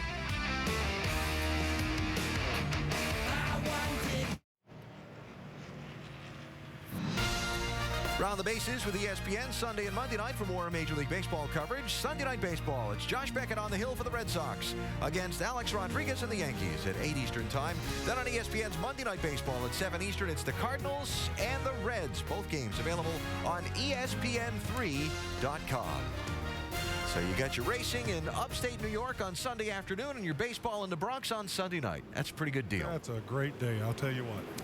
At Watkins Glen International, wrapping up the first caution of the race that came out just at the end of the first set of pit stops. Rusty and Brad, some quick observations as we get ready for the restart. I'm just really amazed how the tires are staying really fast. And what about around fellows from 5th up to 12th? But it looks like the next stop's going to be around 45 to 49. One more stop left, Brad. Ambrose gets a good chance to look at what Logano's got. He gets to follow him here. Let's see what this young man's all about right now. Logano to driver's right, Ambrose to driver's left for the double file restart. Kevin Harvick, because of his pit penalty, is at the back of the line as we go green. Thank you, Alan, and back to green flag racing. Joey Logano down into turn number 1. Whoa, look out, contact. We're going to try and go 3-4 wide again. Somehow we're making it through so far. Oh no, we didn't. Further up. 3-4. That's Allgaier. She's out. Caution's out. Oh, my. Look at this. Tony Raines, as it just stacks up there. We got cars stacked on top of cars. Dude. See Brendan Gaughan there? That penalty so costly to Harvick, he wouldn't have been back in that mess. Not sure he got anything. He may have gotten stopped there. He just didn't have anywhere to go. It's not a very wide part of the racetrack. 6 car, Billy Johnson is involved. Brendan Gaughan is involved. That's what's left of Allgaier's number 12. You took the whole front end off of Allgaier. The 16, look at this. The 16 also, Colin Brown. Two of Roush's cars in this crash. 4 cars lost in Iowa. And now 2 cars here this weekend. Good Lord. What happened? The 23 of Alex Kennedy also involved. Boris said his car's up in the air as well. If we don't have enough problems with all the stuff on the track here, the number of these guys are going to be driving off and trying to go around the track drive off of him with oil and things leaking out of their cars, so we could have quite a mess the entire way around. Well, and Justin can't go anywhere now because he can't see. You can see all the fluid behind his car, so you definitely got stuff on the track there. Probably the best thing he could do is just stop. Yeah, the radiator's destroyed. I mean, it's just, man, look at Leffler's car. The whole right rear quarter. And this is going to take a little while to get cleaned up. Our second caution of the day. All right, let's go back and see if we can sort this out. We thought the trouble was going to be further back, but here it is. Here's Leffler. You can see that's where it starts there with he in the 16 car. Leffler hits hard and back out, gets the 99 car involved. Then nowhere to go for a lot of cars here. Yeah. This is where it gets big. Didn't see Trevor Bayne in this mess. Look at Nelson Piquet. And we do have a red flag situation now. Another look. I'm sorry, you know, Jason Leffler there got himself out there, and you just can't expect to come back on the racetrack. There's other cars there that have no idea that you're still up to speed, and yeah, that's just a mistake on his part trying to get himself back in line there. On board with Justin Allgaier. Let's listen in. Inside. Still there. Still there. One inside. Inside. There you go. I believe we just killed it here. I think you nailed it on the head. See, what we had here is Leffler got out there, and the 16 car, who was clear down there, he was coming back out and getting himself ready. He had no idea that Leffler was going to be coming back. Just a lot of people trying to go for the same spot.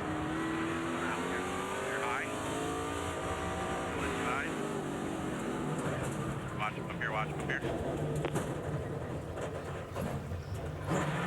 Caution. Now you get it, Joey. I see you rolling through it. What's the 38?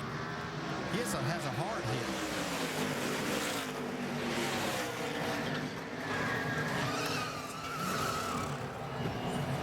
You know, give Joe Nemechek a tip of the hat. He got through that mess. And watch Harvick. Ready, left track, right front. Back. Oh. Wow. What a job Harvick That was 2 cars that came in after Harvick was there, and he stopped and... It was like a big Lego pile that fell down, and we didn't get touched. That's a great way to describe it. So our red flag situation, they're having a hard time getting these cars. And then here's the aftermath. Kevin backs up and says, okay, guys. Get into it. He's still looking for a way around this now. I stopped and 3 cars drove by me and wound up on top of the crash. That's exactly right. That's good play-by-play, Kevin. Thank you. Boy, you got Is that leaving the scene of the wreck? Yeah, thankfully. Yeah. Oh. All right, well, another tough break for both Roush machines. Can you believe that in one crash, both of them are involved again? Stay with us.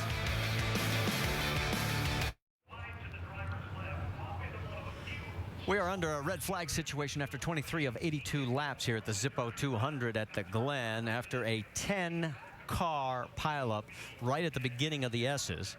And you're looking at what's left of Billy Johnson's City Financial Ford. As there is the list of everybody involved. Boris Said, Brendan Gaughan, Colin Brown, Jason Leffler, Alex Kennedy, Justin Allgaier, Tony Raines, Billy Johnson, Trevor Bayne, and Victor Gonzalez Jr. Not sure they have enough records for all those cars. It's going to take us a little time to get this cleaned up.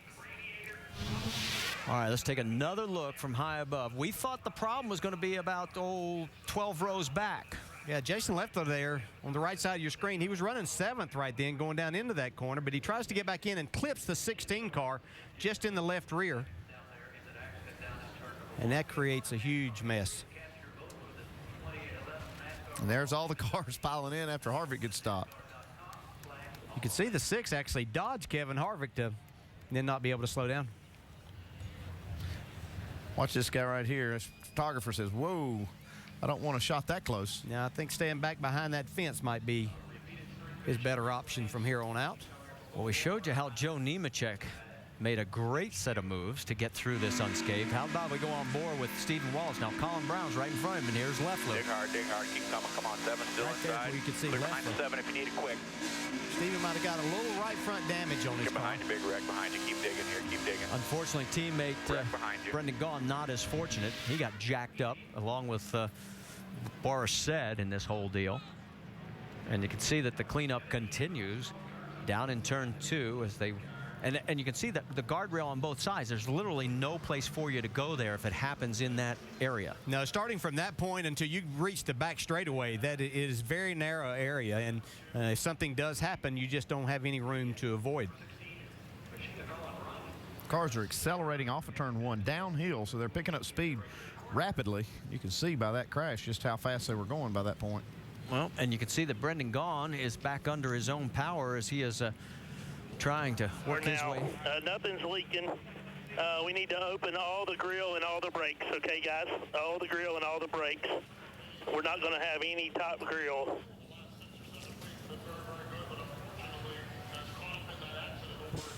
Nothing's leaking now, but I'm not sure if there's anything left in that radiator too, possibly. Maybe it didn't get it, but We'll take your rear end tracking.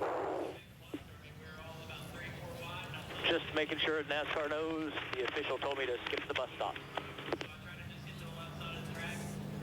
Well, Brendan making his way around, and well, he had his 4th DNF due to a crash last week at Iowa.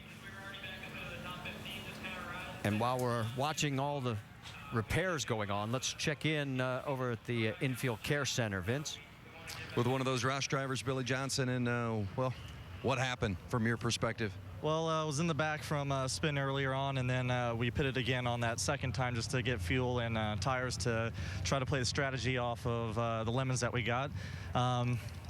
on that restart was in the back and was 3 wide coming around turn 1 and was trying to get out of that situation. And as soon as my spotter was making sure I was clear of that situation, everyone was stopped in front of us and just couldn't get the car stopped quite in time, and was unfortunately part of it. A disappointing end of the day for the 6, Marty. Thank you.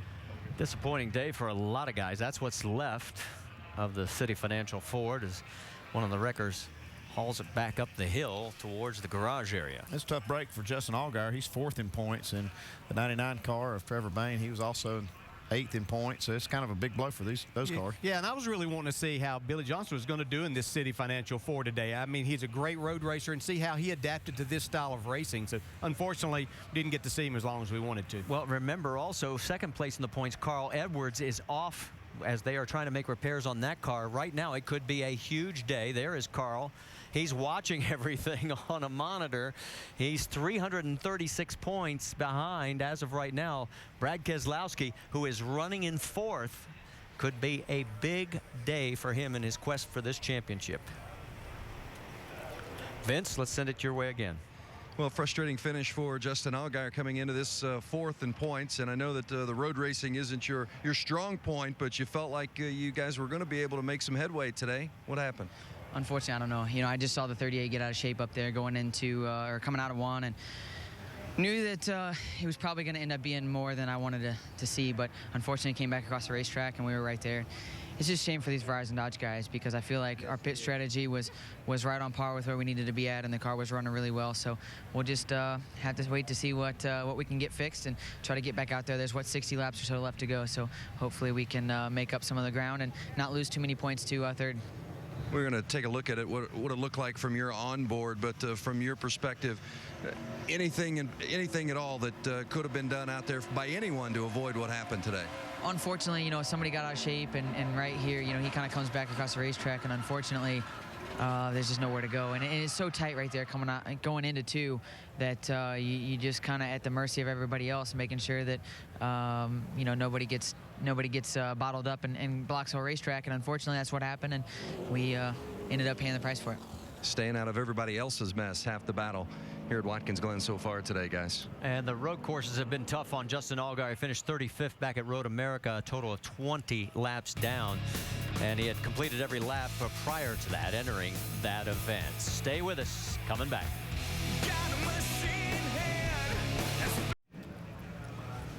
There you see the cars parked on the front straightaway. We are still under our red flag situation and completing only 23 of the 82 laps here at Watkins Glen in race number 22 of the NASCAR nationwide season. Now, Jason Leffler obviously was one of the key factors in this. He's gone from having his best finish of the year just last time out at Iowa, where he came home 3rd, to having one of his worst. Let's talk to him. Well, they were optimistic, Marty, after running 8th at Road America, bringing that same car here, having Jacques Villeneuve in the 32 to kind of get some data and some feedback from, but certainly not the way you wanted the day to end. I know we're going to take a look at the replay here with Jason Leffler, but just maybe from your perspective, what happened there as you got off track?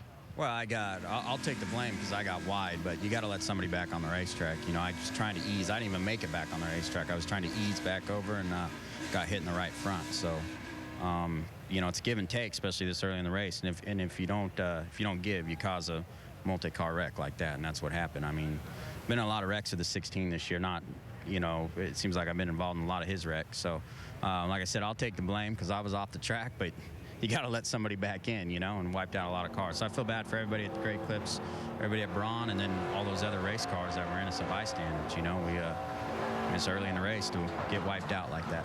Thanks, Jason. Glad to see you're okay. Marty?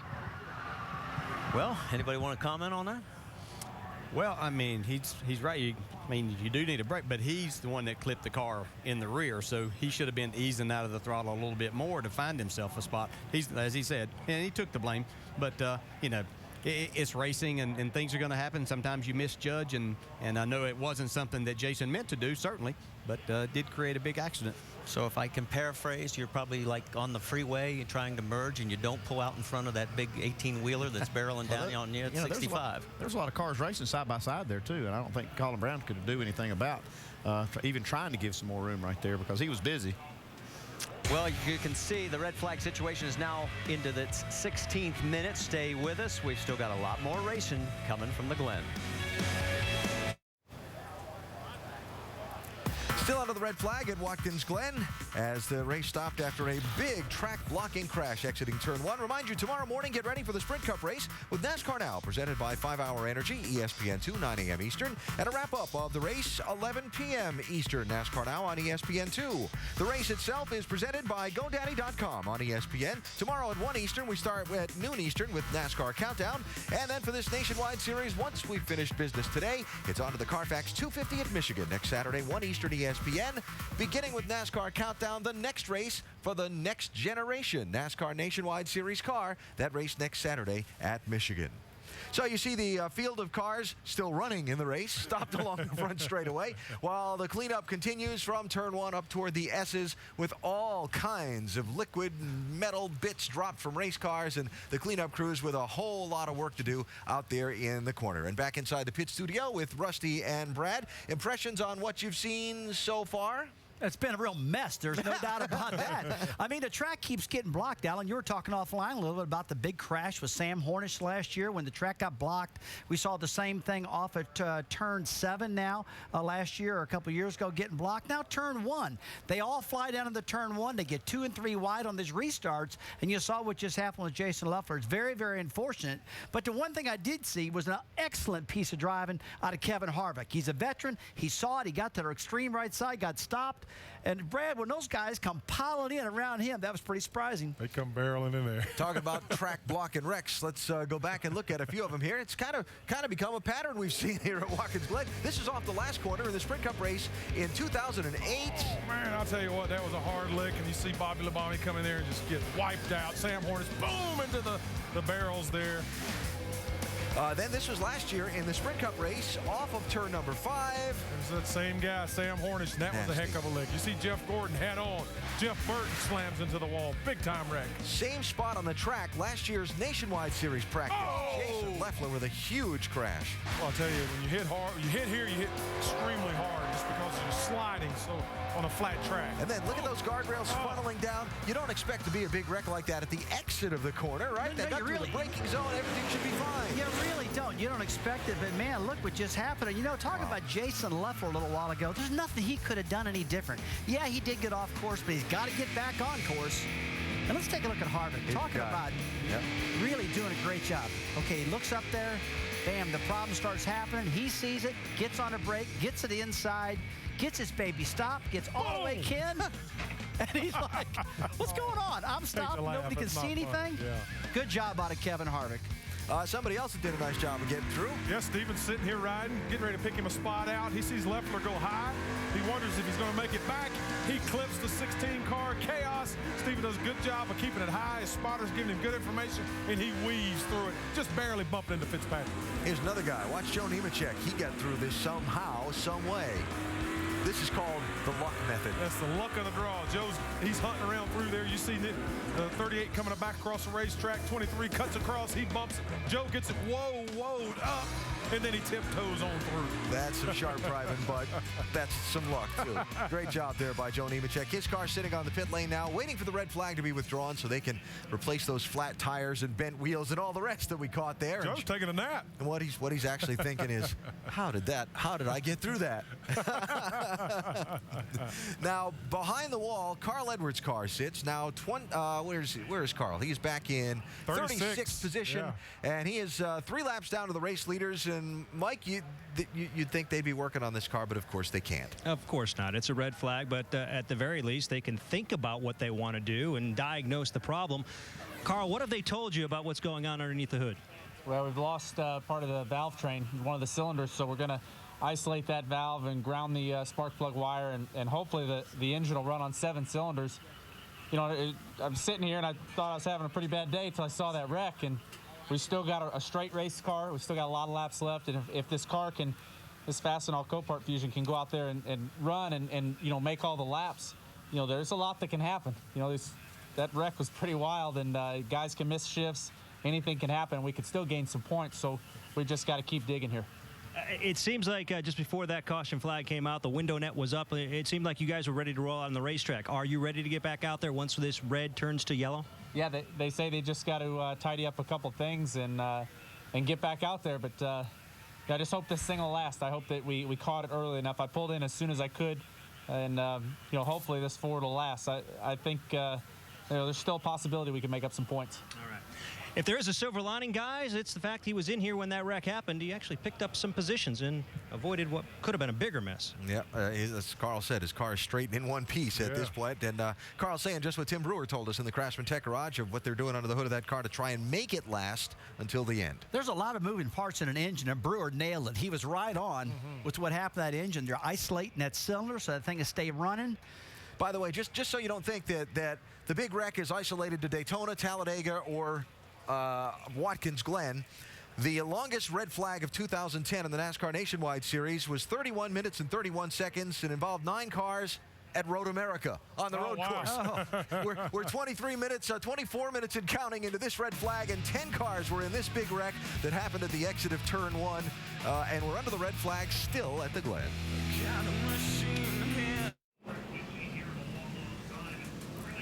Watkins Glen International, where the red flag has been withdrawn. We're back under the yellow. Not the longest red flag of the year, by the way. Road America holds that one. Close. This one was 25 minutes and 23 seconds in the field under the caution now at Watkins Glen. Let's get you caught up on what's happened so far with a 5-hour energy rapid recap. Kevin Harvick, one of the pre-race favorites, started in 3rd position, had some contact in the first corner. Yeah, they sailed down into turn 1. There's just not enough room there. Harvick kind of gets in the side of Carl Edwards and tears his left front fender up right on the first corner, first lap. Then had a speeding penalty, put him back in the pack.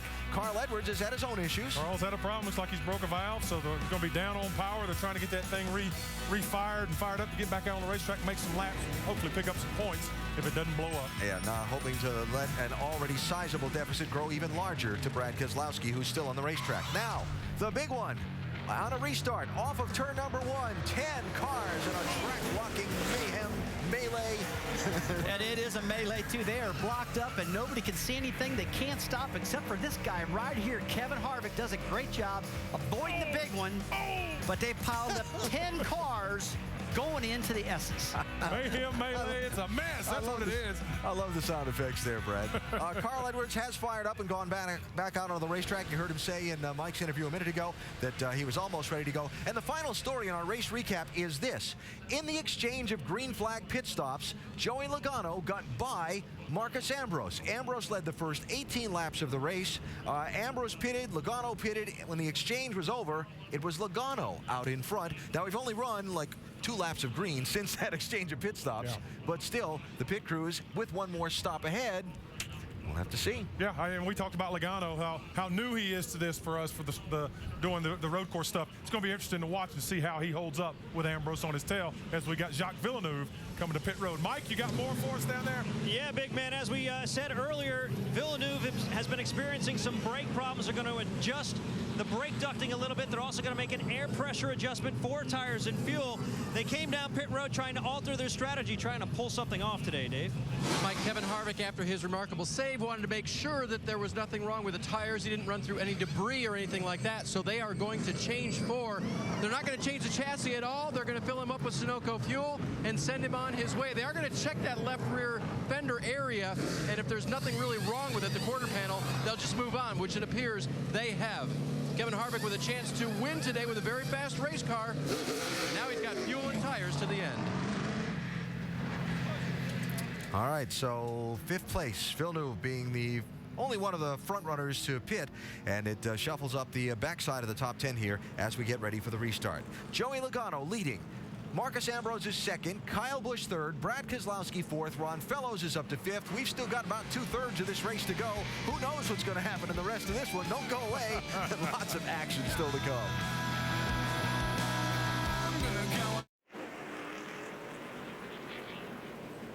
After our 9th red flag of the season, we are back and getting ready to go to green. Joey Logano leading for the first time ever on a road course in his nationwide career. He's led a total of 8 laps now.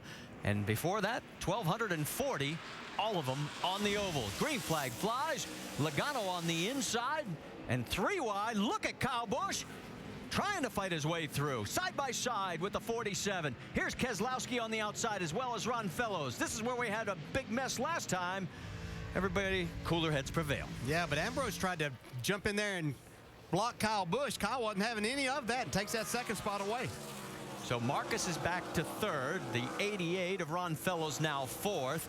And then you see Brad Keselowski as he's got his hands full with Menard. There's Ryan Newman in the 7 of J.R. Fitzpatrick. Here we go through the bus stop.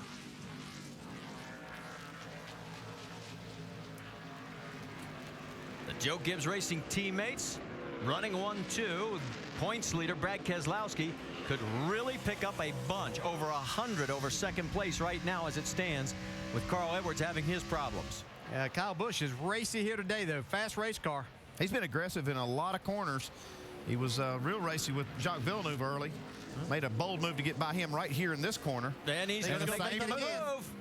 Can he make it stick? They're side by side through the final corner. Drag race down the front straightaway. And it looks like Kyle's got the preferred line, and Ambrose is going to stick right on his back bumper. Yeah, Logano may lose 2 spots here. Whoa! And look at Ambrose. For a second, he looked inside. And a 3rd spot that he's going to lose. Going to go from 1st to 4th as Fellows takes that 3rd spot away. Yeah, Fellows said, son, this is how we do it. I just sort of let you hang out there. So Kyle Busch takes over. He's now led in all 18 starts of his season. And remember last time we saw these guys going down through the bus stop together? It was fun. It's not going to happen this lap, but we'll see. A lot of laps to go before Marcus decides to pull that surprise again. May not be a surprise this year, probably, I would say. That led to Marcus's 2nd win in a row here at the Glen. He's looking for 3 in a row right now. And he is not giving up any pressure. He's going to put it on as much as he can. Now, there is a very slow Carl Edwards. Remember, they are down to 7 cylinders. If he can't maintain minimum speed, he's down to less than that now. Yeah, the NASCAR will have to black flag him. We can tell you that here comes Kyle Busch. Do you realize he has just hit the 8,600 laps led mark, most of all time? Yeah, and hadn't he led every race this year that he's been in? So 18, continues that streak. He's won over half of them. He's 18 for 18. That's right. He's looking for win number 10. Batting over 500. You think, what kind of paycheck could he get if he was in baseball? Little action as we go side by side. A little further back, there's Kevin Harvick. Down in the corner, yeah, that's it. Ryan Newman's got Stephen Wallace. They're door handle to door handle. And then look out. Nelson Piquet Jr. slides under the 66. Yeah, that's a nice move Nelson Piquet put on right there. He saw what was happening in front and set him up. Well, this is a little bit different. You've got Piquet, then you've got Wallace, and there is Jacques Villeneuve. On board with Jacques. Yeah, they made that pit stop, changed tires. Looked like they got some tape off for those brakes, Andy. Yeah, they were having problems with the front brakes overheating. So they went ahead, even though they were running in the top 6, they came in off the track, took tape off those brake ducts and put some tires on. And, just trying to make those brakes live to the end of the race. Jacques in 11th. Stephen Wallace right now in 10th. Stephen has a string of 9 straight races where he's finished in the top 15. Here we get that view again, and an awful lot of play in that pedal still. He's really leaning on those brakes, and that's where he's making up a lot of time. That's even a lot of brake that I'm seeing used right there going into turn 7. That's generally a place that you get off and let the car roll, and I think he may have to adjust some of that. See, he's trying to make this pass. He's trying to outbrake Stephen down into turn 1. On him hard. He's got him clear. So give Villeneuve the position, move him to 10th. Wallace back to 11th. Dave, give us an update on the 66. Well, and Stephen had a decent day at Road America earlier this year, but they had problems getting into the corner. That's where he felt he was losing the most time. He couldn't drive deep in without getting wheel hop. So they tested at Road Atlanta this week, learned a few things, and they've arrived with some new front-end geometry that Steve feels is really helping carrying him into the corner, and that helps a lot. Big puff of smoke up ahead. Couldn't tell who it was from. And Carl Edwards is coming back onto pit road. So the problem is not solved by a long shot. Mike? No, not at all. In fact, it appears their day is done, Marty. Drew Blickensderfer came over the radio just as Carl Edwards came down pit road and said, pull it to the garage. Our day is over. You can see he's pulling his helmet off now and ready to call it a day. But another day of work tomorrow. Well, for Carl, he has entered today with only 3 DNFs due to engine failures in 197 starts. This is only the 4th. Rarely do you see those engine problems, stabilize. They just usually get worse and worse. They tried to, they gave it a good effort, but it just didn't work out. Brad Keselowski and Paul Menard have a little bit of a battle starting to brew as they're working their way. They are in 5th and 6th place, respectively. Yeah, Paul Menard doing a nice job here today. Been fast pretty much the entire weekend. Got himself up in the top 5 right now. Last time we were at a road course, it was at Elkhart Lake, Road America. Paul Menard had a great run there.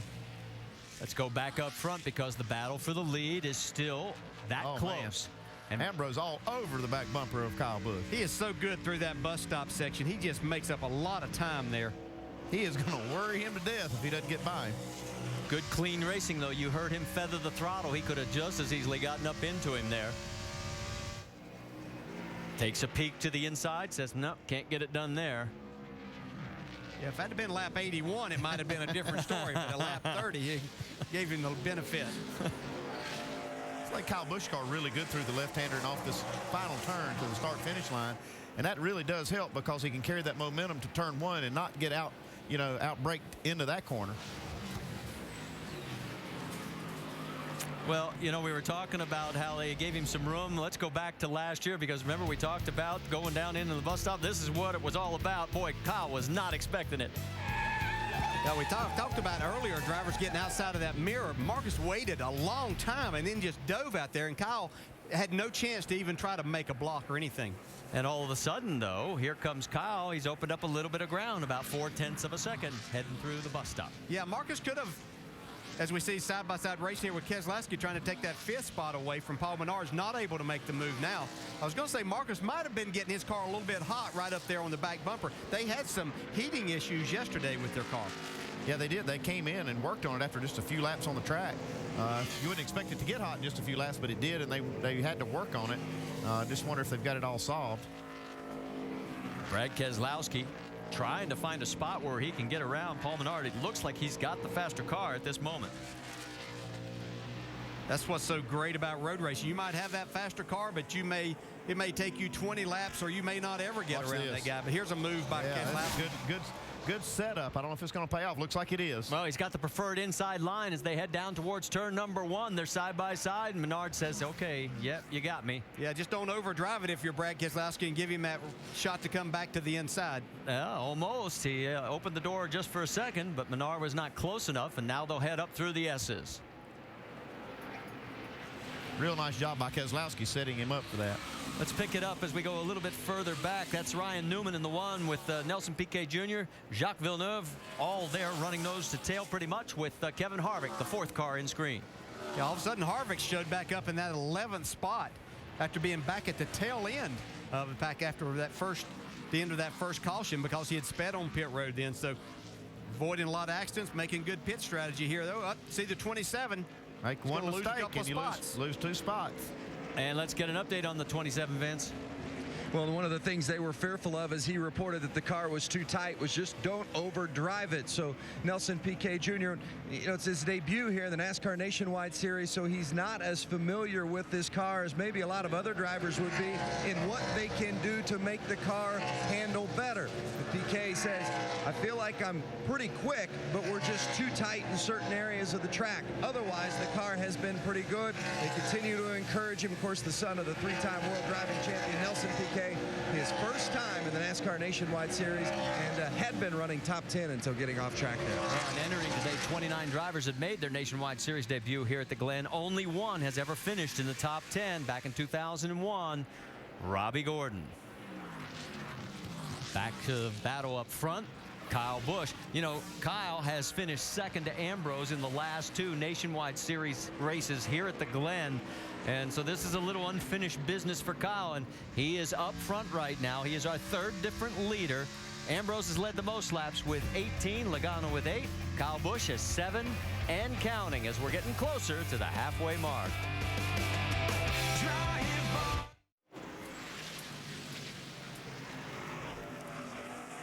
Well, Back here at Watkins Glen, there is the battle for the race lead, still joined by Kyle Busch with Marcus Ambrose following him. Make sure to go to Goodyear.com to check out Goodyear's Support Our Troops program. There you can send a thank you message from a NASCAR driver and enter for a chance to win a 2011 Ford Taurus and other great prizes. While this battle continues up front, another one that we want to focus on, the battle for 9th place between Jacques Villeneuve and Kevin Harvick. They're about 19 seconds behind the race lead, but we've got foot cams on both of these cars, and here's what it looks like. This is so good right here. Watch, that's Kevin Harvick obviously on the right. Villeneuve, who's in the night spot. Harvick trying to take that away. See how they have to burp the throttle just a little bit through that corner. Now they're upshifting. Yeah, now they're headed up the long back straightaway. You see Villeneuve, he's going to test those brakes here before he gets up there. Harvick's doing his too. Styles are very similar. What I've noticed is the pedals are going awfully far towards the floor. They're getting all there is there. Yeah, Villeneuve working the brake a lot more. He's using that to try to get his car set a little bit more than what Harvick is. Another hard braking area coming up right here into turn 6. Oh, that's good stuff right here. See just how hard they're working in these cars. They're just pushing everything to the limit. You can see Villeneuve's on the brake there in turn 7 a little bit more, a little harder, and a little longer than what Kevin Harvick was. See if Harvick can make enough of a run to jump out and try to make a pass down into 1. Not going to do it this time.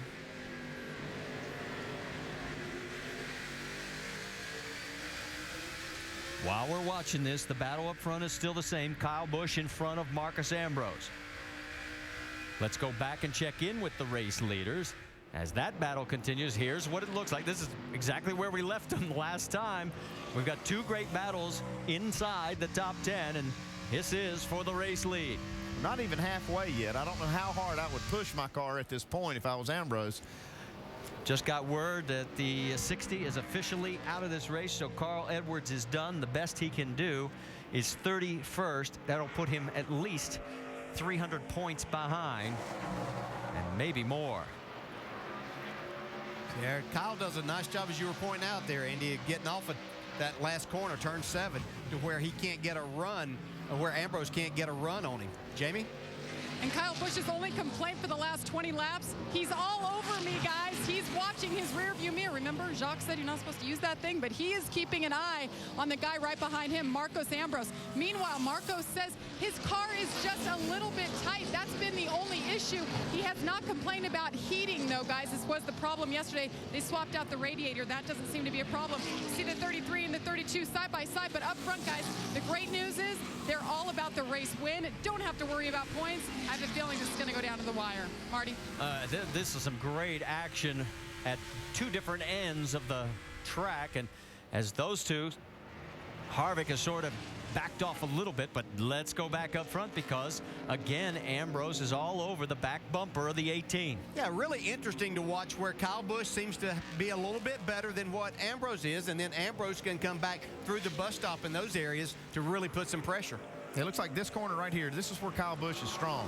Getting off of that turn 7, and that carries that momentum all the way down the straightaway. And if he can just get a couple car lengths, that's all he needs to keep Ambrose from out-braking him to the inside getting in this corner. I think a lot of drivers will tell you, and exactly that they try to work on their cars, make sure that that's an area they can get off of. We see finally, it looks like Harvick may be able to make this pass. Nope. Villeneuve takes the spot back away. Oh, my, but he's not giving up yet. He's going to have the spot. Side by He'll side. have it now. From high above, this is going to give you a great view.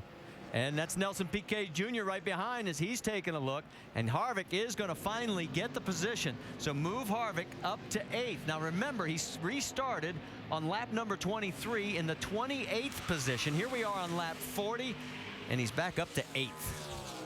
Well, he's getting himself back into position if we happen to have a caution flag somewhere along the way that he could challenge for the race win. He's way too far back right now, over 24 seconds behind, but that can all change. Well, remember one other thing. His last pit stop was on lap 25. Our race leader, Kyle Busch, last pitted on lap 13. Second place, Marcus Ambrose, pitted on lap 18. So Harvick's got some laps in hand. It does. And I can tell you another thing, that Marcus Ambrose is really worrying Kyle Busch up there. And Brad Keselowski just helped his points championship battle because he gets around the 20 of Joey Logano. I've watched this 22 car in practice and then in the race, what we've seen him today. He's got an excellent looking race car. I mean, his car really goes where he points it, and it's got good brakes. It looks like it's doing everything that he's asking it to do. And I know he's probably running a relatively conservative race because he is a point leader, but if he gets a sniff of that lead, look out. Yeah. Got lap traffic. Oh, look out. This could get dicey. Down that long back straightaway. The 70 is in the way there. Mark Green finally gets out of the way, and more lap traffic. Eric McClure up ahead, and Ambrose gets around and takes advantage of the situation. But now he's got a problem. He's got to slide under the 24, and he does it. Get in there. We're going. What a great job Ambrose did there. Man, that was incredible. Yeah, and this is Ambrose's strongest part of the racetrack here. He's good everywhere, but that didn't allow Kyle to get back to his bumper.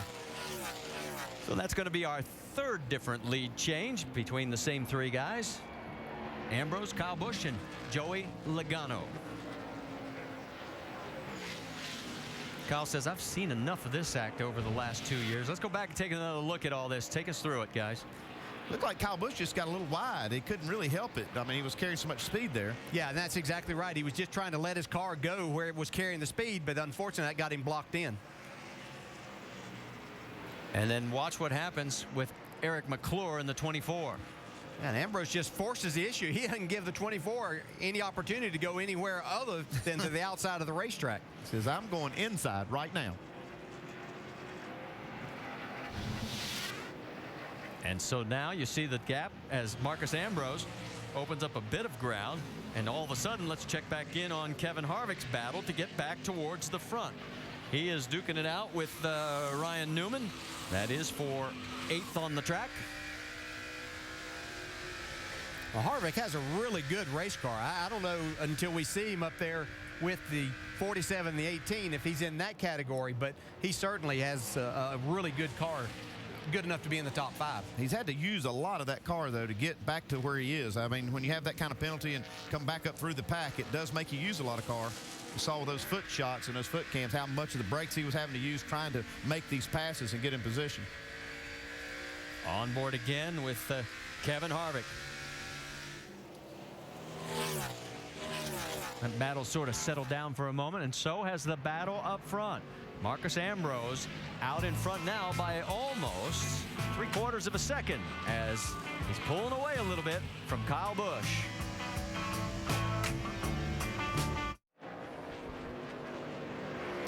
Welcome back to the Zippo 200 here at the Glen. Make sure to go to NASCAR.com for all your latest NASCAR information. Don't forget, tonight ESPN has the Pro Football Hall of Fame enshrinement ceremony. 7 are going to be inducted, including standouts Jerry Rice and Emmitt Smith. And Chris Berman won the Pete Rozelle Radio Television Award at 7 p.m. Eastern tonight on ESPN, the Pro Football Hall of Fame enshrinement ceremony. Marcus Ambrose has just nailed the fastest lap of the race at a minute 13.1 seconds, and you can see that translates to that gap of about 1 second plus over Kyle Busch. Back in third, it's Ron Fellows, 10 seconds back. Then Brad Keselowski, Joey Logano round out the top 5. Good battle here between Ryan Newman in 9th and Jacques Villeneuve in 10th as they're trying to duke it out between themselves. You know, we were looking at the top 11 during the break. 5 were not born in the U.S., so we have a very good international flavor as there goes Villeneuve taking a look underneath. Can he get the car to woe down enough? And he's going to drift out wide. He had it, but just too much speed. I'll tell you what, guys, I've been watching all this and watching the laps wind down. We're on lap 45, and that's when the leaders last year pitted and won the race at that lap. So, Andy, it looks to me like between 45 and 49, these guys are due in. They got to gamble a little bit if they're going to pit with 45 to go, and caution's coming out, but this is when things could happen. Well, you're right. They're going to have to gamble on some caution laps, and what we're seeing now, I'm not sure we're going to see a lot of caution laps between now and the end of the race. So if I'm making that call, I'm not gonna gamble as much because of that. And you know, we did see this pit stop at lap 45. I think you're going to see it extended just a little bit farther, maybe 3 or 4 laps. Remember, the guy who's going to probably have to stop first is second place Kyle Busch. He last pitted on lap 13. Well, our leader was at lap 18. Yeah, but you just don't know how they were trying to work out their plan. They don't really play their hand until this last pit stop. That's when you know how far they can go or how far they're willing to gamble. Guys, usually they're sitting there trying to gamble a lot on a road course because we know a caution is always going to come out. But, Andy, I got to agree with you on this one. I haven't seen that much action because of those new runoff areas. I mean, discounting the big wreck, it's been pretty clean today. Well, that big wreck has kind of changed it too, Rusty, because that eliminated a lot of cars and potential caution flags. Well, you know, we passed the halfway mark, and the leader at halfway won 3 of the last 4 races. Kyle Busch was the leader in all 3 of those. Marcus Ambrose took the lead at the halfway mark. There is Kyle Busch. 11 guys, first gear. And we're hearing words. 15 is in. Michael Annett. Mike? And Michael Annett complaining the car has been very loose just about everywhere on the racetrack. Also maybe developing a gearing problem where he normally uses second gear. He's been forced to use third gear most of the day. They can't address that problem here, but they can both on 4 new Goodyears. And also I'll take on a load of Sunoco race fuel for Michael Annett. Team continuing their work now on the right side. They finally push him away. Jamie? And Kyle Busch, the only adjustment they made on the first round of stops is an air pressure adjustment. Now remember, early in the race, he had that left front fender damage. He asked that they pull that out to help him turn a little bit.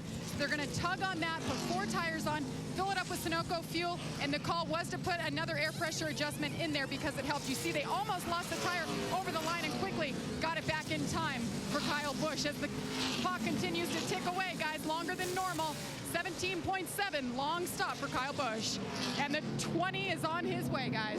Yeah, he's coming out as well as Joey Logano has made his stop, and Marcus Ambrose, who stayed out longer than almost everybody the last time, is still out there on the right side of your screen, knocking down laps. Yeah, it's not going to hurt him unless the caution comes out right now before he makes his stop. But we'll go over the wall here with Mark Hollywood Armstrong. They're making their pit stop.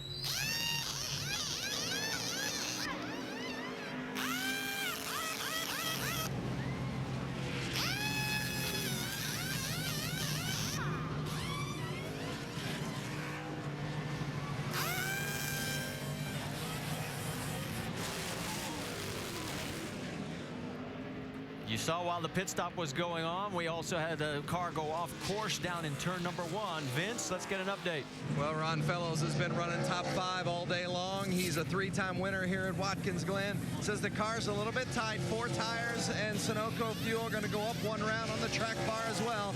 Fellows, we knew and we told you in the open that he's going to be a guy you're going to have to beat if you're going to get to victory lane. He's given us no indications otherwise. Jamie? Brad Keselowski is in. He says the car is a bit free. Track bar adjustment in the back window. 4 tires and they'll fill it up. That is the call for Brad Keselowski. Try to nail this stop. And you see the 98 Paul Menard right in front of him. They're going to go back on that wedge adjustment they made the first time around. Car has been pretty good. Remember, this is a good road racing kid. You see him drop the tire there. He's got to get it back in quickly.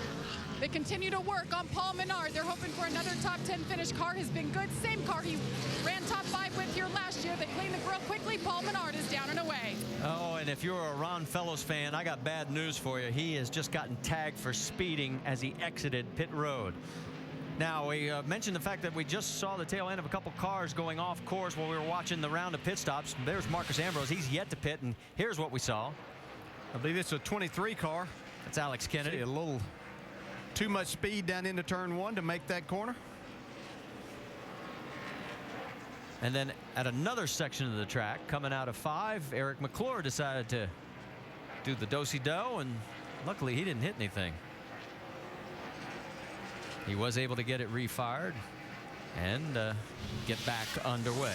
And he is now in pit road and getting service as well after flat spotting the tires. And certainly NASCAR looks at spins on the road courses differently than we would see on an oval. There is a lot of room out there, and these guys are able to crank up and get going a lot quicker, so that's why we're not seeing the caution flag thrown. You know what I'm looking at right now? Kevin Harvick's in second place, running about 74-second laps. Ambrose out there on those tires at 73-second laps. So he is still knocking them down. And can tell you, let's give you an update. Justin Allgaier has gotten enough repair work done. He is back into this race, shown in 31st position. We already mentioned Carl Edwards is out. There is the slightly modified front end of the 12. Yeah, we've got quite a battle here with Newman and Jacques Villeneuve and Nelson Piquet Jr. all going at it pretty hard. That's Colin Brown also.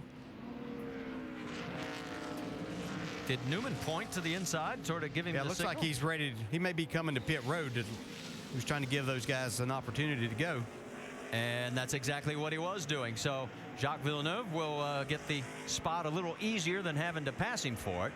As we mentioned, that is Colin Brown. He's back out on the track after that 10-car pileup, just trying to score points. We've also got J.R. Fitzpatrick in the pits. Let's send it to Vince. J.R. Fitzpatrick ran 7th at Road America, and he's just running his 2nd race this season, but he's been impressive running 3rd as he came in for this pit stop. Car is a little bit loose off. They're making a 4-tire change and air pressure adjustment on the 7 of J.R. Fitzpatrick. Dave. Vince, before this round of stops, Ryan Newman was running in the 9th position. They'll make a 4-tire change, no adjustments for him. 5 more races this season with Ryan and the 1 car. A total of 6 for this team. They're hoping today will be a top 10 finish. And we're getting word that the 98 of Paul Menard may have been tagged for speeding as well. And the race leader has come in. Marcus Ambrose pulls down pit road. So Ambrose, who was clicking off some good laps, going all the way down, heading to you, Jamie. How tough to give up that lead when your car is so good. He said, it's awesome, guys. All I need is 4 tires. He's wearing his lucky shoes today. First Nationwide Series race this year. He's looking to make it 3 in a row here at Watkins Glen as the team continues to work. You see the guys at the pit road there. #1 pit stop. It was good. Down and away, Marcos Ambrose. If we can second see, he's looking for the 18. There he is. Can he get up and up to speed? He goes around McClure. And can he hold on to the spot and hold off? Second place, Kyle Busch. As you can see on that exchange, Kyle Busch was almost 2 seconds behind whenever he made his pit stop, so he made up quite a bit of time. Kevin Harvick in for what should be his final stop. What a comeback they've had. The tires are not giving up a lot, but they do give up some, and that was how Kyle Busch made up some of this time. And let me point out also, that is Villeneuve, and he is actually shown as the race leader now as he's working his way through Tony Raines, who has gotten back out. Whoa, and almost chops off the 47. That's Brian Keselowski in the 26, who's lapped traffic as well. So there's 1st, 2nd, and 3rd now in your camera shot. Now remember, Villeneuve last pitted on lap 25. That's why he's still out there. Yeah, and this would be an opportunity as Ambrose is just back out on the track with those low air pressures that Kyle Busch could have made a run at him trying to get by, but hasn't been able to make it happen yet. Well, those fresher tires are showing themselves right here as here comes both of them. As we're hearing lap 54 will be when Jacques brings it in to pit road.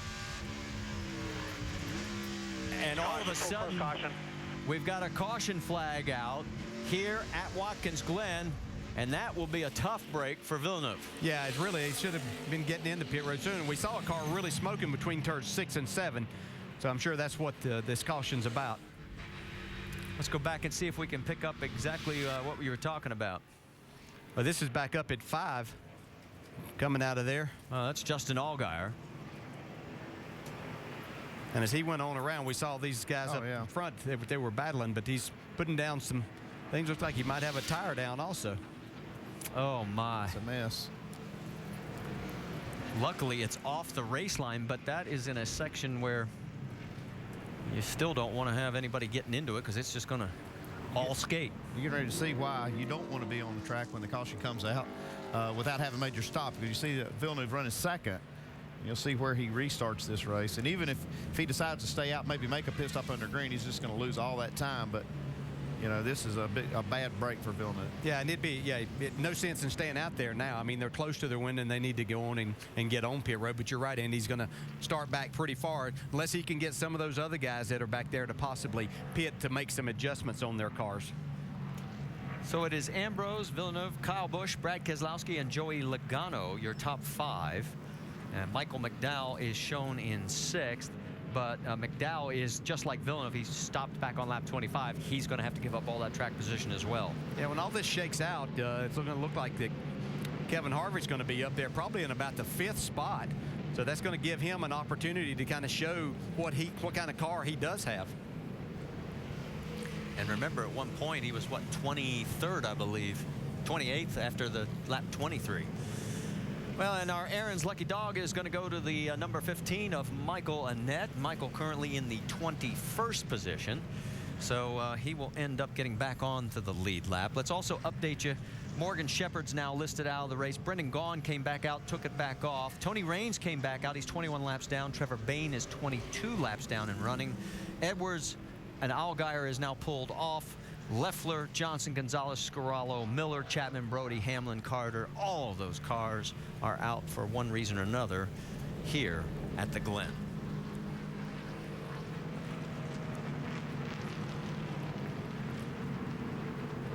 Well, we're about to find out. You can see all that oil through that runoff area in the turn 6. And here comes the 32. Jacques Villeneuve will make his final stop. And remember, now he's coming in second. We'll show you exactly where he ends up after this stop. Mike, let's send it to you. And Villeneuve has been complaining the car has been loose just about everywhere on the racetrack. We've also documented the brake problem they've had. They're going to make a 4-tire change, but also they're going to make a track bar adjustment. They're going to go down 2 rounds trying to tighten that car up just a little bit. They now swing around to the left side of that race car, or should I say the right side.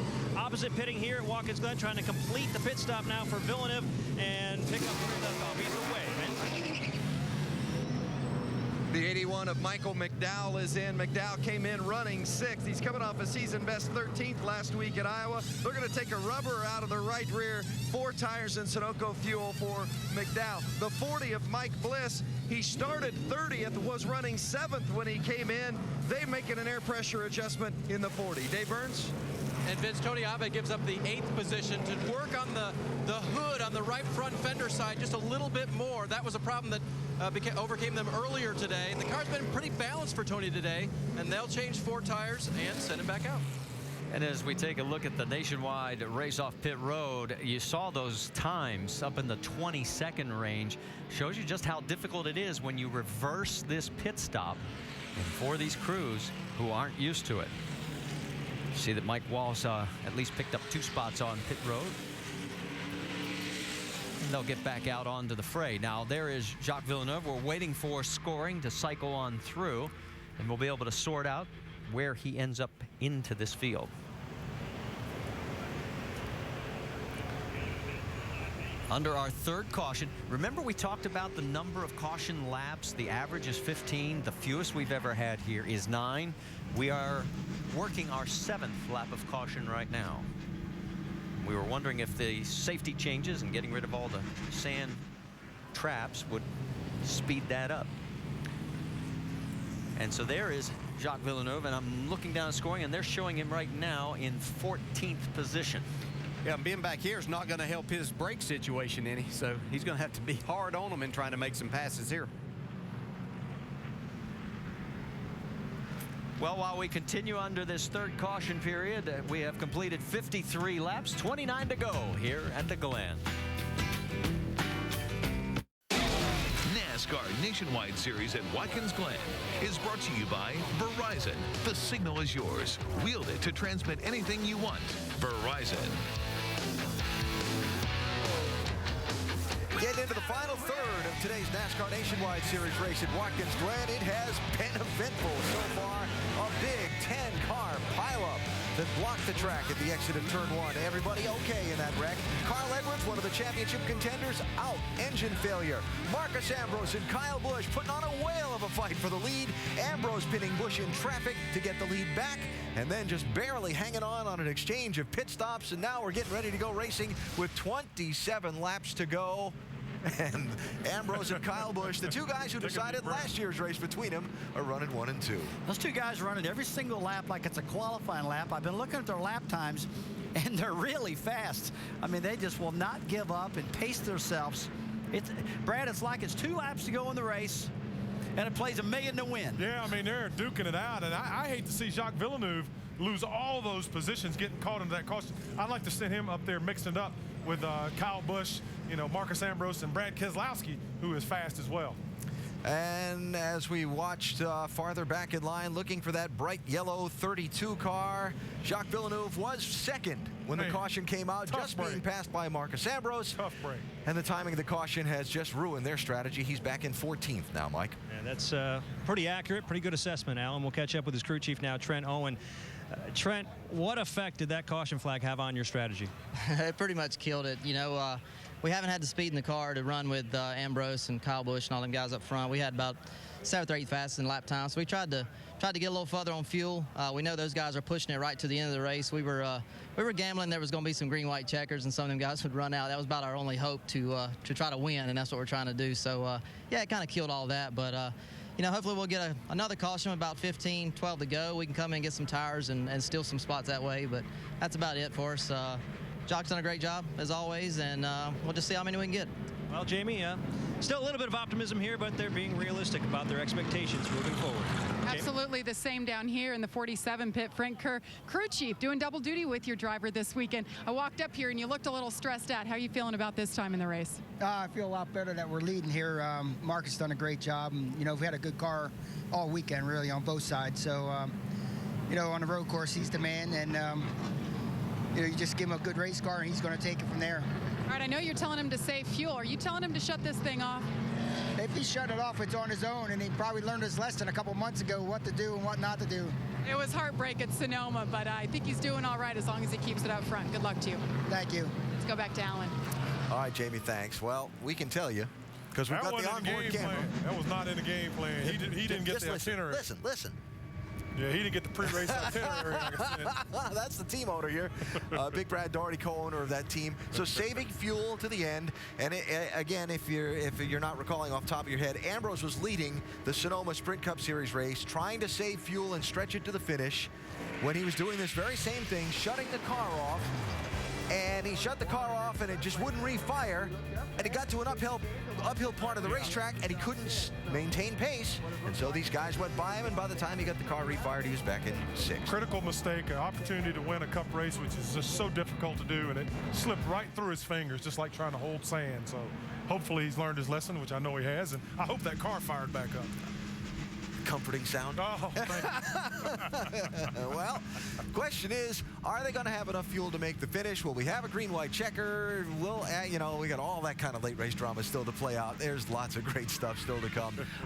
And from here, great stuff next week for the Nationwide Series. The new car on a big 2-mile track at Michigan. That'll be fun to see. So excited to see the new car, man. Looks great.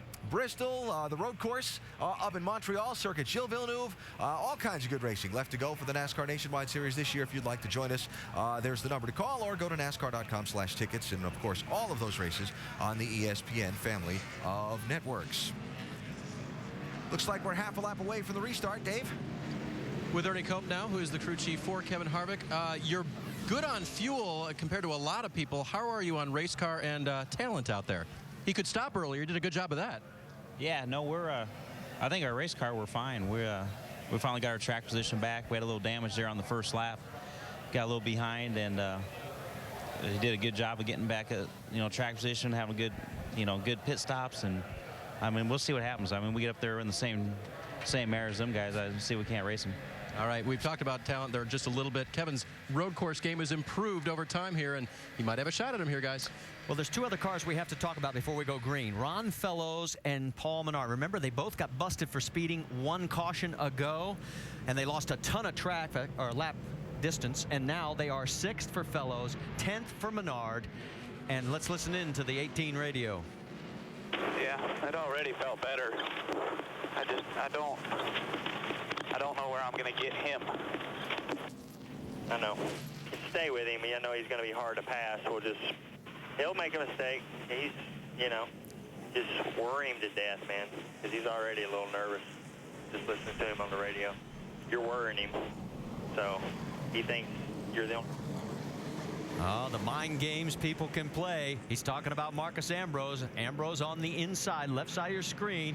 Watch Brad Keselowski right behind. Here we go. Back to green flag racing, and a good start for Marcus. Keselowski taking a peek. On the outside, here comes Kyle. He runs up over the curves, falls back into line. They'll go up the hill first and second.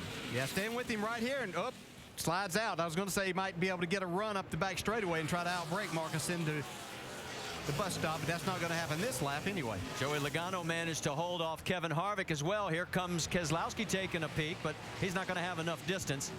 Further back, here comes Ron Fellows. He's taking a look to the inside through the chicane. He picks up a spot. Wow, what a move that was to pick up that spot by Fellows. Well, 3 races this year have been won by guys who have been busted for speeding. Maybe Fellows comes back. Who knows? Well, all of these guys are going to have to pool all the talent and resources they have. They're going to beat this cat out front. Look at Fellows. Here he comes again. He's going to pick up another spot. He gets around Nelson Piquet. His next target is Kevin Harvick. Remember one thing about Fellows, he led only 7 laps when he won at Montreal back in August of 2008. Here he comes with Joey Logano, side by side, down into one. He thinks better of it against Keselowski. Everybody's starting to use more of the racetrack now. 25 laps to go, a little more action further back. How about J.R. Fitzpatrick? As Fitzpatrick, coming off that 7th place run at Road America, has his hands full right now with Ryan Newman and now Paul Menard. Menard getting forced out just a little bit out of the groove. Yeah, that's pretty dicey. Looked like Menard's got some right front damage now. I don't know if that just happened right there. He definitely has the right front fender bent in. On board with Stephen Wallace there for the moment. You could see the view he had as he is working his way through the bus stop chicane. Wallace in 11th position, trying to keep that string of top 15 finishes intact. Let's go back up front where you can see that, boy, Marcus Ambrose has opened up some room. And here comes Logano getting racy. Looking inside. No. Yeah, but he got Brad Keselowski to stay a little outside there where he normally would. He wasn't sure where he was and made the pass now. Makes it on the outside there off of turn 7. I haven't seen that done in a long time on that place, but a good pass by Joey Logano. And there's Kevin Harvick setting his sights on the 22 of Keselowski. If Kyle Busch is going to worry, Marcus Ambrose has got to close it up a little bit. Yeah, well, Ambrose just ran a second faster than everybody else here on that last lap. Yeah, and he already holds the fastest race lap. So Mark, oh man, he is just trying to check it out now here with 24 laps to go. Coming up the hill, you've got, Ryan Newman alongside with Paul Menard, and they somehow made it work. Yeah, the 7 car made the pass down there in turn 1, so he's doing a nice job. He drove a really, really good race. He's been up in the top 10 the entire day. Watch Villeneuve here on the inside of Stephen Wallace and into the chicane. Now remember, he restarted 14th after having to do that last pit stop, and now move him up to the 11th position.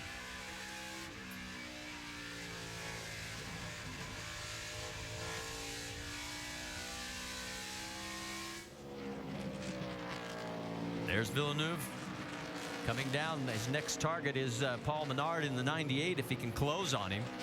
He's got a little ways to go there.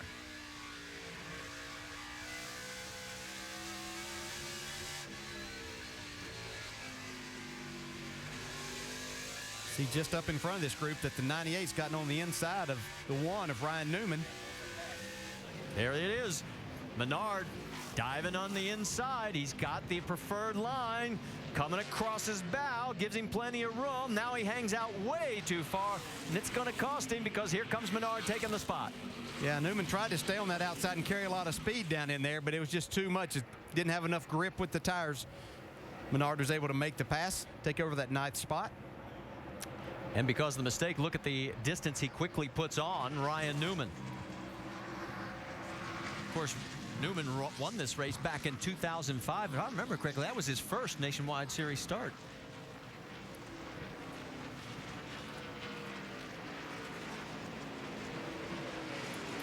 Looking back a little further in the field, remember when Michael McDowell had his issues a little bit earlier in the race? He's still out there and running in the 14th position. So a good strong run with a banged up car. What a way to rally back. Well, Logano put a lot of pressure on Kyle Busch now for 2nd spot. And let me clean up Ryan Newman. It was his first time here in the Nationwide Series when he won back in 2005. So that sets the record straight there. And Kyle, his teammate Joey Logano, starting to put a little pressure on him. The lead is up to 3.4 seconds. It's like Ambrose has got afterburners, and it's whew.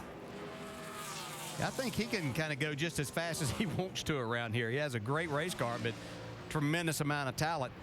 Battle's going to be for second right now. Never know what'll happen, so these guys have to race hard for that spot. We saw Logano be really strong early in the race and then fell back for a while to 4th and 5th spot. Now he's putting a lot of pressure on Kyle Busch for this runner-up spot. And in 2 laps, the lead went from just under 2 seconds to almost 3.5. We'll keep our eye on that, but you're right. Right now, that's a pretty good battle for the next 4 spots. Let's check in with Mike Massaro. Well, Marty, you just heard Dale say, talking about Joey Logano falling back a little bit over that last run. Well, over that course of that last run, they thought they had a bad set of tires. Since they've made their pit stop and bolted on 4 new Goodyears, well, Joey feels like the car is much better. Feels like this is the best set of tires he's had all day, and the race car can do a lot more on the racetrack. He can handle a lot better, so he's much, much happier, Jamie.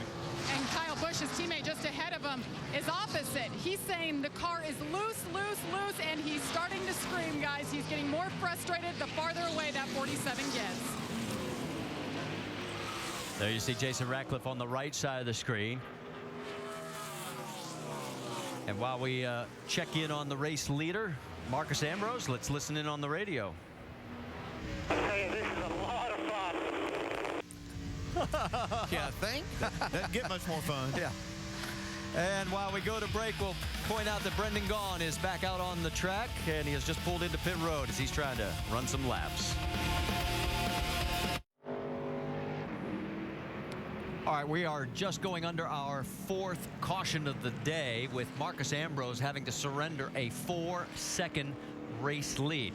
First, let's show you why we are under this caution. We saw sparks flying out of the back of the 98 of Paul Menard, and then all of a sudden this. That's a weight box that's welded to the car. It's got tungsten in that weight box to make the minimum weight. And you see right there, it breaks off the car. And yeah, it fell into a really good spot that it didn't hit anybody. You see, that's either a piece of tungsten or lead that's bouncing out of there. And it finally came to rest out in the racetrack and very close to the race line, as you can tell, and that's why the caution. Here's the view from Jacques' perspective. It's that curve there, and it was already dragging, so that kind of dislodges it. Now, just before this, if you remember, Kyle Busch was running in 2nd place. Well, as you can see, he's no longer in 2nd. In fact, he's all the way back to 5th. And let's take you back and show you exactly what happened. He'd been talking about that his car was loose, and you can see right here as he goes back to the throttle, he gets loose right in the center there. This opens the door for Logano to come by. By the time he can get back in, here comes the 22. Well, I'm just going to take the rest of the day off. Well, as you can tell, he's not real happy with the performance of the car, and obviously it looks like win number 10 of the season is going to have to be put on hold here in his 18th start of the nationwide season. Well, yeah, his winning percentage goes back to just 500% instead of a little over, so. All right, well, while we're under this caution, let's check in over the Craftsman Tech Garage on more of what happened with Paul Menard. Tim? Thanks, Marty. What this is, folks, this is a piece of 3x4, 125 thousandths steel. And what we do with this, we use the frame rail here to box all the tungsten in. But some of the teams take a piece of this frame rail and put it over beside the dry shaft tunnel, and it puts the balance in the center of the car, and that's what they put all the tungsten in. But what happened to that? Apparently it had too much travel in the car, got down low, and actually drug the thing and ripped it off from the center of the car. This piece of tungsten right here, for instance, weighs 35 pounds. And I tell you what, when it hit that racetrack, it's lucky it didn't go through that billboard over there. It was bouncing around quite a bit, that's for sure. Here it is again. Well, Paul will be able to run faster now. It'll be lighter. What's the situation, Andy? Yeah, I'm sure people, what's happening with that as far as, of course, if he doesn't finish in the top 5, he's not going to get weighed or anything after the race. But well, we'll see. They saw this, too.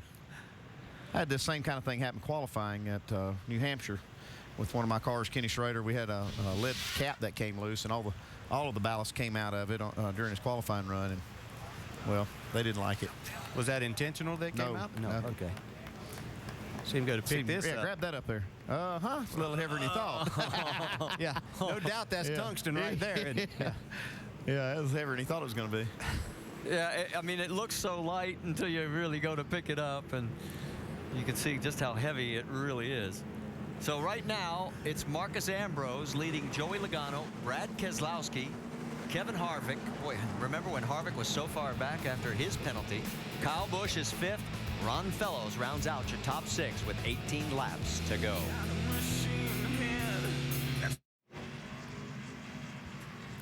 Get ready for the final 16 laps of the Zippo 200 at the Glen. Make sure to go to NASCAR.com for all your latest NASCAR information.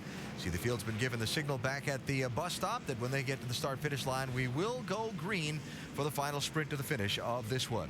Reminder tomorrow, NASCAR Now, pre-race coverage from here at the Glen, 9 a.m., presented by 5 Hour Energy on ESPN2. The post-race wrap-up is tomorrow night at 11 Eastern, also on ESPN2. Our race coverage tomorrow is presented by GoDaddy.com from the Glen, 1 Eastern, ESPN. Coverage starts at noon with NASCAR Countdown. And next weekend, the Nationwide Series new car back on track, the Carfax 250 at Michigan, 1 p.m. Eastern on ESPN. We hope you'll be with us for that. So, the race started today with Marcus Ambrose and Joey Logano side by side on the front row. It was Logano who got around Ambrose after an exchange of pit stops, but was not able to pass him on the racetrack. No more pit stops. He's going to have to pass him under racing conditions here. So essentially, some 66 laps later, we go for a reset of the race, and Ambrose will have Logano to his outside as they come down for this restart. And again, 16 laps to go. In this one, we go upstairs to Marty, DJ, and Andy. What are you thinking about that? Well, what a comeback by Kevin Harvick, for one thing. Remember, he got caught for speeding, and there he is just on the inside of row number 2. But it's still the Marcus Ambrose show, especially after that last restart, guys. And it's going to be Ambrose with Logano, Keselowski, and Harvick. Pace car is pulled off, and we're waiting, and the green flag flies, and we're racing again at the Glen. What we saw Joey Logano hang with him early in the race. See what he can do now. Again, Ambrose through turn number 1.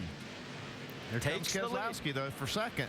Brad's got the preferred line, but just not enough distance on the inside, so he'll fall into 3rd. There's Harvick. Here comes Ron Fellows trying to make up ground on the 18 of Kyle Busch.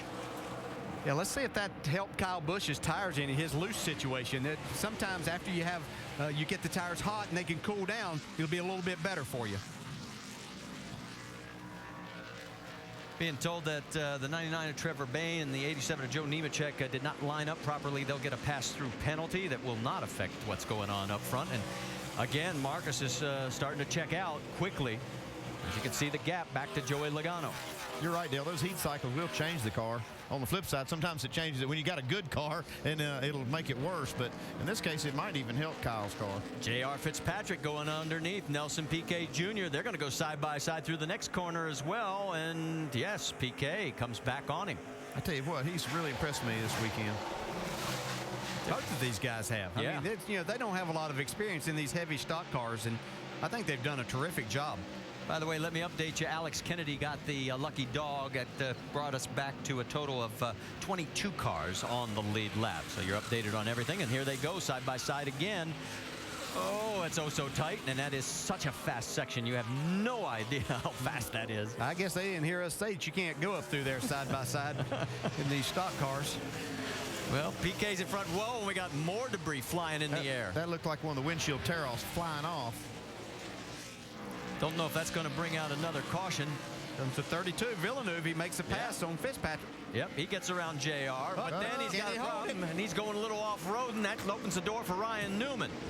Newman's underneath the 7. Uh-oh, let's go on board and see if we didn't get hit there. Tell you what, Villeneuve drove the wheels off that car. He did a great. He just pulled in the middle of the racetrack, and they couldn't go by him on either side. He slowed them all down, so he's able to hold on to that spot. He's got trouble now, it looks like, though. J.R. Fitzpatrick diving underneath him. That's in turn 6. Runs Villeneuve out. Villeneuve's going to come right back and have the preferred line through 7. I'm not sure how much brake Villeneuve got left at this point in time. He's used them up, and that could have been something that he had a problem as he went into the bus stop when he made that pass. Takes a peek. JR thinks better. You know, you're speaking of his brakes. Could be to the point where he could be down to Fred Flintstone and be trying to get his feet out there, trying to hold. He has worn that pedal out. We showed you yesterday. One thing I see Villeneuve do is he uses the brake and the throttle together, and that's going to put even more heat in the brakes. I know it helps him, and probably part of his style of making time on the racetrack, but it can actually overheat those brakes. What's he saying, Mike? Well, for obvious reasons, Andy, he's very concerned during that last caution period. He radioed back saying, we need to do something about these brakes. The pedal's going all the way to the floor. You can see that from our in-car camera right there. I spoke with one of his crew members about how it's affecting him inside the race car, and he said he thinks it's affecting him more mentally than it actually is on the racetrack. Now, DJ, I want you to comment on that. When you're in a race like this, how much mental disadvantage does this put you at, knowing that your brakes are going away? Well, it certainly makes you think that way a lot. And another thing, back to what Andy was talking about, too. See how much he's having to pump the brake before that? That's putting even more heat also. So everything that he's trying to do to make sure that he has them makes it even more difficult and puts him in a more compromising position. I tell you what, DJ, I mean, you well know is that when you get in a corner, you want to know your brakes are there. What I think he's doing too much of, he keeps touching that brake pedal, making sure he's got a pedal. And every time he does that, it just keeps creating heat. And he's doing it a ton. And I've never seen a driver do it this much. And I believe that's where most of the heat is coming from. Well, remembering his driving style from open wheel days, he does a lot of trail braking, which uses the brake. And with these 3,400-pound cars, obviously, it's had its effect, DJ. Yeah, and we saw him on them hard from the very beginning. Andy even noticed it yesterday how much brake he was using at some of the spots. So that was my question to Trent Owen before the race started. Were the brakes going to hold up on this car? Because this is part of his style to make time. While all this is going on, nothing changes up front. Ambrose leads by 1.5 seconds. Let's get an update on J.R. Fitzpatrick. What about it, Vince? Yeah, good run indeed, running 8th. You may remember he ran the 33 for Kevin Harvick here last year and had a good top 10 run going until some contact late in the race and ended up 18th. Danica Patrick will be in this 7 car next week at Michigan, so a good opportunity for Fitzpatrick here this week, and hoping that they're going to have an opportunity to run this car in Montreal. In fact, he is scheduled to run this 7 car in Montreal. Bring it home with a good, strong finish today. It'd be huge for this 7 team. They're also getting a good run out of the 88 and Ron Fellows, so Junior Motorsports looking good here this afternoon. Well, Fitzpatrick's currently second in the Canadian Tire Series points. He's only 14 out of first place. Stephen Wallace making his way up and through the S's, and he is 11th place right now. And Marcus Ambrose has already just recorded another fast lap in this race, down to a minute 12.6. That's guys. 2 laps in a row that he's bettered his fast lap of the race. Woof. That is impressive. This late in the race, and you can see the gap. That's what 2.5 seconds looks back to Joey Logano, followed by Brad Keselowski and then Kevin Harvick. Keselowski's got a good race car. He's able to run just a little bit quicker than Logano now, trying to get by him. Yeah, that's the key, is trying to get by him. And right now he's just trying to worry him. Get out of that mirror, makes him think maybe he's inside, and maybe he'll give him the spot, but not going to work this time. Well, that was the radio conversation we heard earlier. Remember when Jason Radcliffe was saying, no, just pressure him, pressure him, pressure him. Well, Ambrose checked out on him. Put too much pressure on him, didn't he? Yeah, they were talking about he was worried. Yeah, I'm not sure how worried he's been here. Well, Joey has driven a very solid race today. He's been one of our 3 leaders. He's led a total of 8 laps. Marcus has led the most with 49. Kyle Busch had the other 14. And the biggest thing is I haven't seen Joey make any of those what you would call young driver mistakes. Yeah, I think that's been the impressive thing, is to see these 2 guys in particular that we know are going to be in the Cup Series for a long time to come, just how well they're handling this situation and getting this road course experience running up front. Let's back up a little bit further. There's Kyle Busch, and he's got his hands full now with Ron Fellows, and that's a battle for 5th. I don't know what Kyle's dealing with, but his car's just not as good on this set of tires as he was early in the race. He's getting ready to lose this spot because Fellows all over him. I would think he's going to outbrake him down into 1 this time. Well, we're going to find out if Kyle is going to take the rest of the day off, like he said on the radio. And boy, he really takes him deep, and now he's going to cross under. Nice move by Kyle. He saw that coming. Yeah. Jamie, what's the latest you're hearing? Well, on the last set of pit stops for Kyle Busch, they made a track bar adjustment. And then, as I told you, he said he was extremely loose. He said it just feels like he doesn't have stability in the rear tires. And he said it's that feeling that he's had all race, but it's getting worse. They said, well, turn your fans off because we can't bring you in and make another track bar adjustment and go back on the last adjustment. So he just has to live with it, but he's not happy. Sometimes you'll have a car that's loose and you're trying to make these adjustments to tighten it up, and it really, you can go the wrong way and do things that you think is going to help, and it can actually hurt it. So what they might need to do, if they went one direction, if they got a chance to change it, they'd go the other way. But the race will be over before they can make another adjustment today. Let's check back in on the best battle we have up front. That is second, third, and fourth. Brad gets a little wide as you got Joey Logano right in front of him there, and Kevin Harvick watching all of it. Yeah, and I think Logano's starting to struggle a little bit. Keselowski's faster, and that's allowed Harvick to get right up on their bumper, too. 9 laps remaining. We go on board with Kevin. Yeah, Keselowski's going to have to push the issue with Logano because he's going to get passed by Harvick. Well, he may have to and he may not. I mean, he's sitting in a great situation with a huge points day for himself, so he doesn't want to put himself in a bad position here. Well, right now he's running third. If you remember back at Road America, he had his best road course finish in fourth, so he's making improvement. And you talk about points right now, the way it would stand, 332 between first and second. I guess there's two ways to look at that point situation. With Carl Edwards in the garage area, he can maybe afford to roll the dice a little bit. Well, he could, but you're only talking 5 points difference if he makes that pass. I know it's bragging rights for second versus third, but if it's in for the big win, picture, yeah, if it's for the win, absolutely. Yeah, it'd be a great position to be in. As we watch this battle here, Stephen Wallace trying to get himself up in the top 10. This is another good battle. Stephen in the 11th spot, trying to pressure Ryan Newman.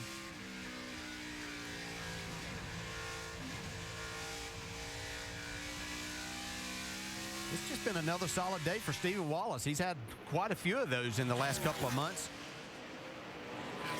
Doing a good job on the road course. Of course, his dad was excellent here with victories and just a lot of good days. See, he may nice get him. move. But Ryan's going to have the preferred line in the final corner. Come back across and get to the inside before turn 1, though. See if he can draw in on him now.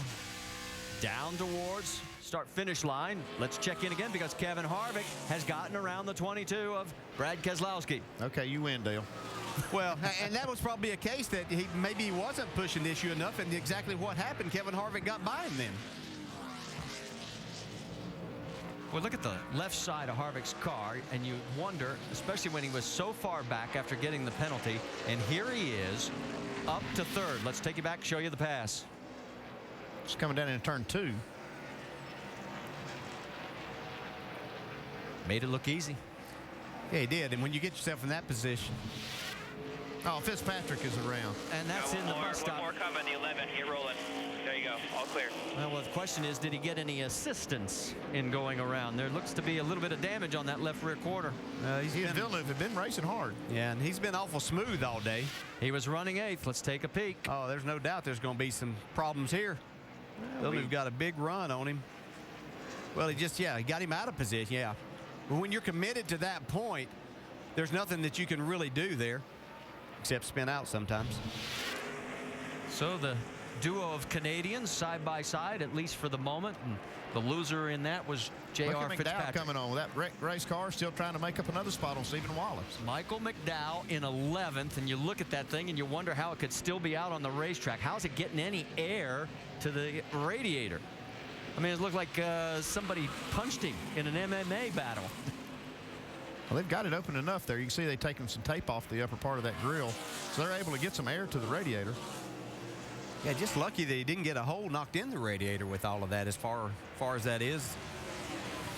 But he's done a terrific job with that car. He's trying to track down Stephen Wallace, who is looking for his 10th straight top 15 finish. And as we go back up front, that was Marcus Ambrose with a 3.7-second lead over Joey Logano. Kevin Harvick there in third in the 33. And Brad Keselowski in fourth and fading a little bit. These two have had a few run-ins in the past, Harvick and Logano. Pocono, I think I remember one. It's more than that. Bristol, Yeah. the nationwide race. Pocono was probably one of the biggest ones. Yeah. On board with Kevin, up through the S's.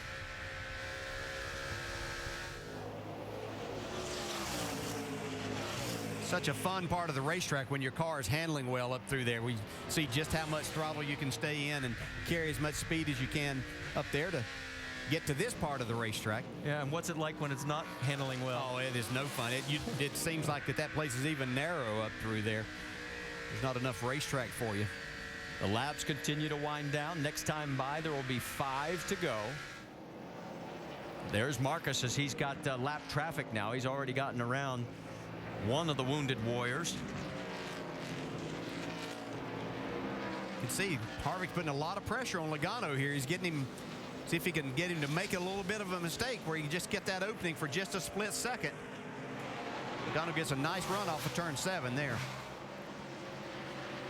Down the front straightaway, they're going to be coming up on those 2 lap vehicles. One is Tony Raines, who looks like the super modified there. There he is.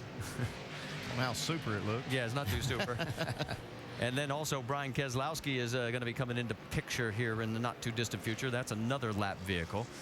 Joey looking at potentially his best ever road course finish. There's the 26 of Brian. He finished 7th here back in 2008. That's his best up until now. Keselowski gives way. Brian, that is. Will he give way to his brother? No. He better. Oh, he didn't. Sorry, brother. You're Come on, man. You're going to lose a little more ground. There he goes. All right. No real harm there. They'll still have dinner tonight, I think.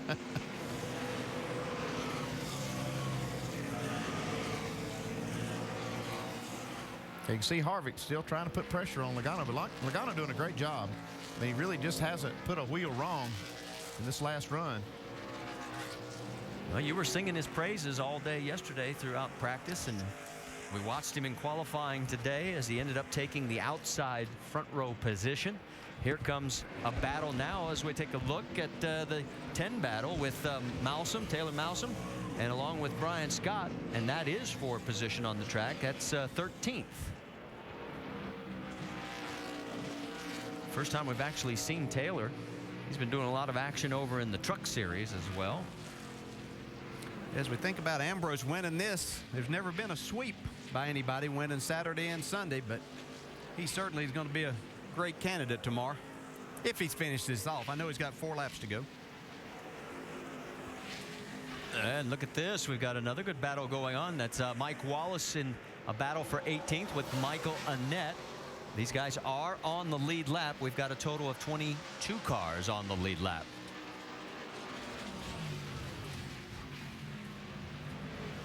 Mike gets a little twitchy down the corner, and here comes Annett.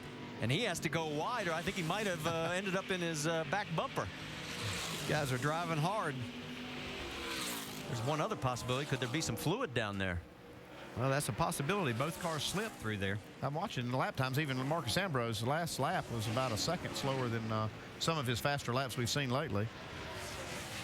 Well, he has a 3.5-second lead, and he's given up 4/10 a lap now to Joey Logano, though. He can afford to do that. I mean, he's got a big enough lead, and that's probably not a bad plan with just 3 laps to go. Just go ahead and use up some of that lead and run easy these last few laps. That's Colin Brown right there with the damage, and he's been out turning laps as well, trying to score some points. Joey Logano can't run any harder. He's trying to hold off Kevin Harvick. There's first, second, and third, all in view. You can see it's visibly closer now. That Ambrose is probably running easy.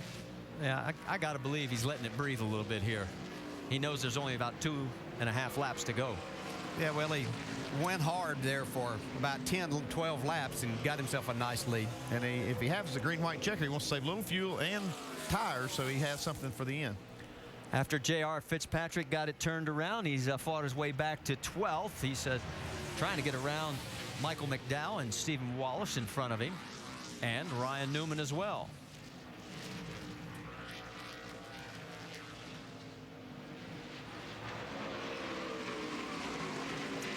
Go back up front, check in as that is Kenny Wallace going a lap down. And the battle for second continues with Joey Logano and the 33 of Kevin Harvick right behind him. They're running identical lap times, a couple of tenths faster. Oh no, Ryan Newman's blown a tire here. Oh, the second one we've seen today. Is this going to bring out a caution? Well, it did the first time because there was literally shredded tire everywhere. This one's coming apart. He was running 9th. Going to try and make it to pit road. He's down on the inside. Everybody should be able to go around him, and they do. Meanwhile, the battle for second. Boy, Joey's really pushing it through there, and Harvick's right on his back bumper. Next time by, there'll be 1 lap remaining.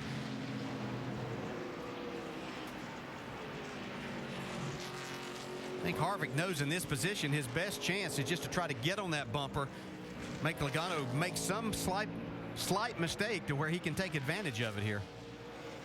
Okay, Ambrose looking for that white flag. Watch out, Joey. He's just waiting for you to make a mistake. Check out, bud. White flag. Logano really good off of turn 7. That's a big help as you go down to turn 1. 2.45 miles to go for Marcus Ambrose. He has a 3.5-second lead. This is the best battle on the track right now for second. Whoa, and look out, Harvick goes wide. That's probably all Logano needed right there, just a little gap. It gathered it up nicely because we were seeing the side of that race car, and that's never good on that head-on shot. Down the backstretch, there goes Marcus. He is cruising. And Joey is breathing a little bit easier. Through the bus stop for the final time. Little lap traffic. Joe Nemechek there in front of him. Don't think it's going to be a major factor, though. Nothing else been able to slow him down today. Well, Marcus Ambrose wants to lay claim to Watkins Glen because this is going to be another stellar performance for him here. He's going to join Terry Labonte as the second driver ever to win 3 straight here at Watkins Glen. Terry did it back in 94, 95, and 96, and through the final corner. Here comes Marcus Ambrose, his 3rd Nations Outwide Series win. Great job. So proud of you. Thanks, Frank. You're the legend, mate. Zippy, congratulations, buddy. Logano second, Harvick, Brad Keselowski.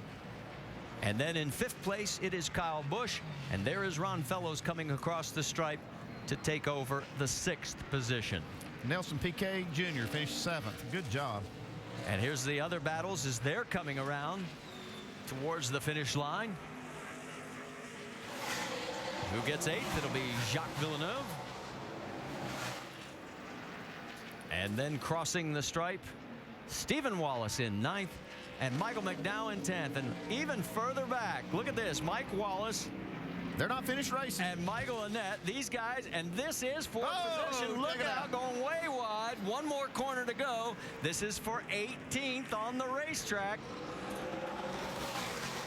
And it looks like Mike Wallace is going to hold him off. Great race, guys. Way to battle it all the way till the end. See Marcus Ambrose now. He's dialing in front brake for that burnout. No problem, brother. Well, let's go down pit road and talk to a happy crew chief, Dave Burns.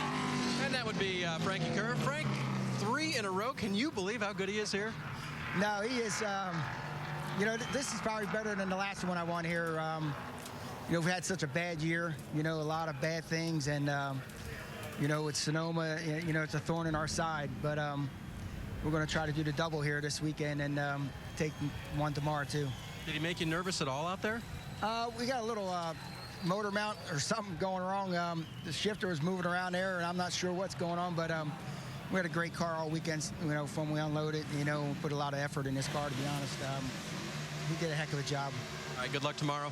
It's always interesting here at the road course, Marty. And it looks like Marcus doing a very fine burnout there. All the way down the front stretch. He's the 10th different winner here in 2010. You're the man, buddy. It's his first win from the pole. And as we mentioned, his 3rd straight here at the Glen. You can see that shifter moving around just like when he was second. He's got some kind of mount loose, but it's not affecting this burnout.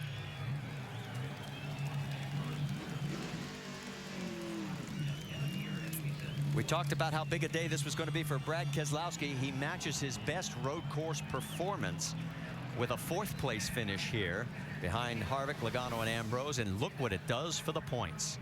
It is now up to 327. Kevin moves up a spot, although he's not running the entire season. Paul Menard drops a spot. Now, these two guys, they haven't always been smiling at each other. Let's go to Vince.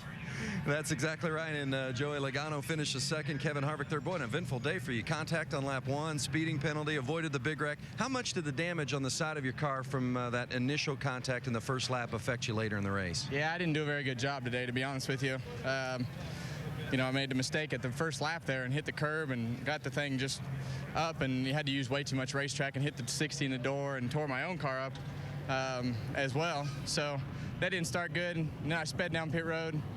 I had my shoestring get stuck on the throttle pedal, and I was on the brake pedal with my shoestring stuck on underneath my foot, and my gas pedal would stay down. So it was a weird day, but had a lot of race car. Just feel like I let them down quite a bit just from tearing everything up on the first lap.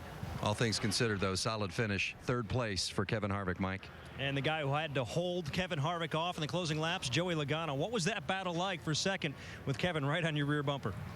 Well, I'm glad we ran each other clean. So that was cool. So I went over and thanked him. But there's a couple times he probably could have got me there at the end when we caught that lap car, and I lost a ton of momentum right there trying to get around him, and he was there. So, but either way, we had a good car. GameStop told it was good. We had nothing for the 47. He's the man. I don't know what to say. He's pretty good here, but it seemed like we started the race good, and we put a bad set of tires on or something there second run. And we really dropped off at 4th, 5th place. Changed tires at, there's the speed again. I just had to get the track position back, and we were able to do that. And I'm happy with the second place. This is the first time I've been happy with the second place. But when it comes to a road course like this, that's definitely the first time I've been excited. And you can understand the excitement. This is his best road course finish of his career. Alan? Well, before the race, we talked about the pressure Marcus Ambrose was feeling, trying to win a third straight as the favorite from the pole. He can let all that pressure go now. Jamie? What a year it has been for Marcus Ambrose. What a race it was today. Another dominating performance here at Watkins Glen. We heard his crew chief, Frank Kerr, said, this has been a bad year for you guys. From the heartbreak, here he is right here. Marcus, from the heartbreak at Montreal last year, the heartbreak in Sonoma, the year you guys have had together, what does this particular win mean? It's just huge, 3 in a row here for us.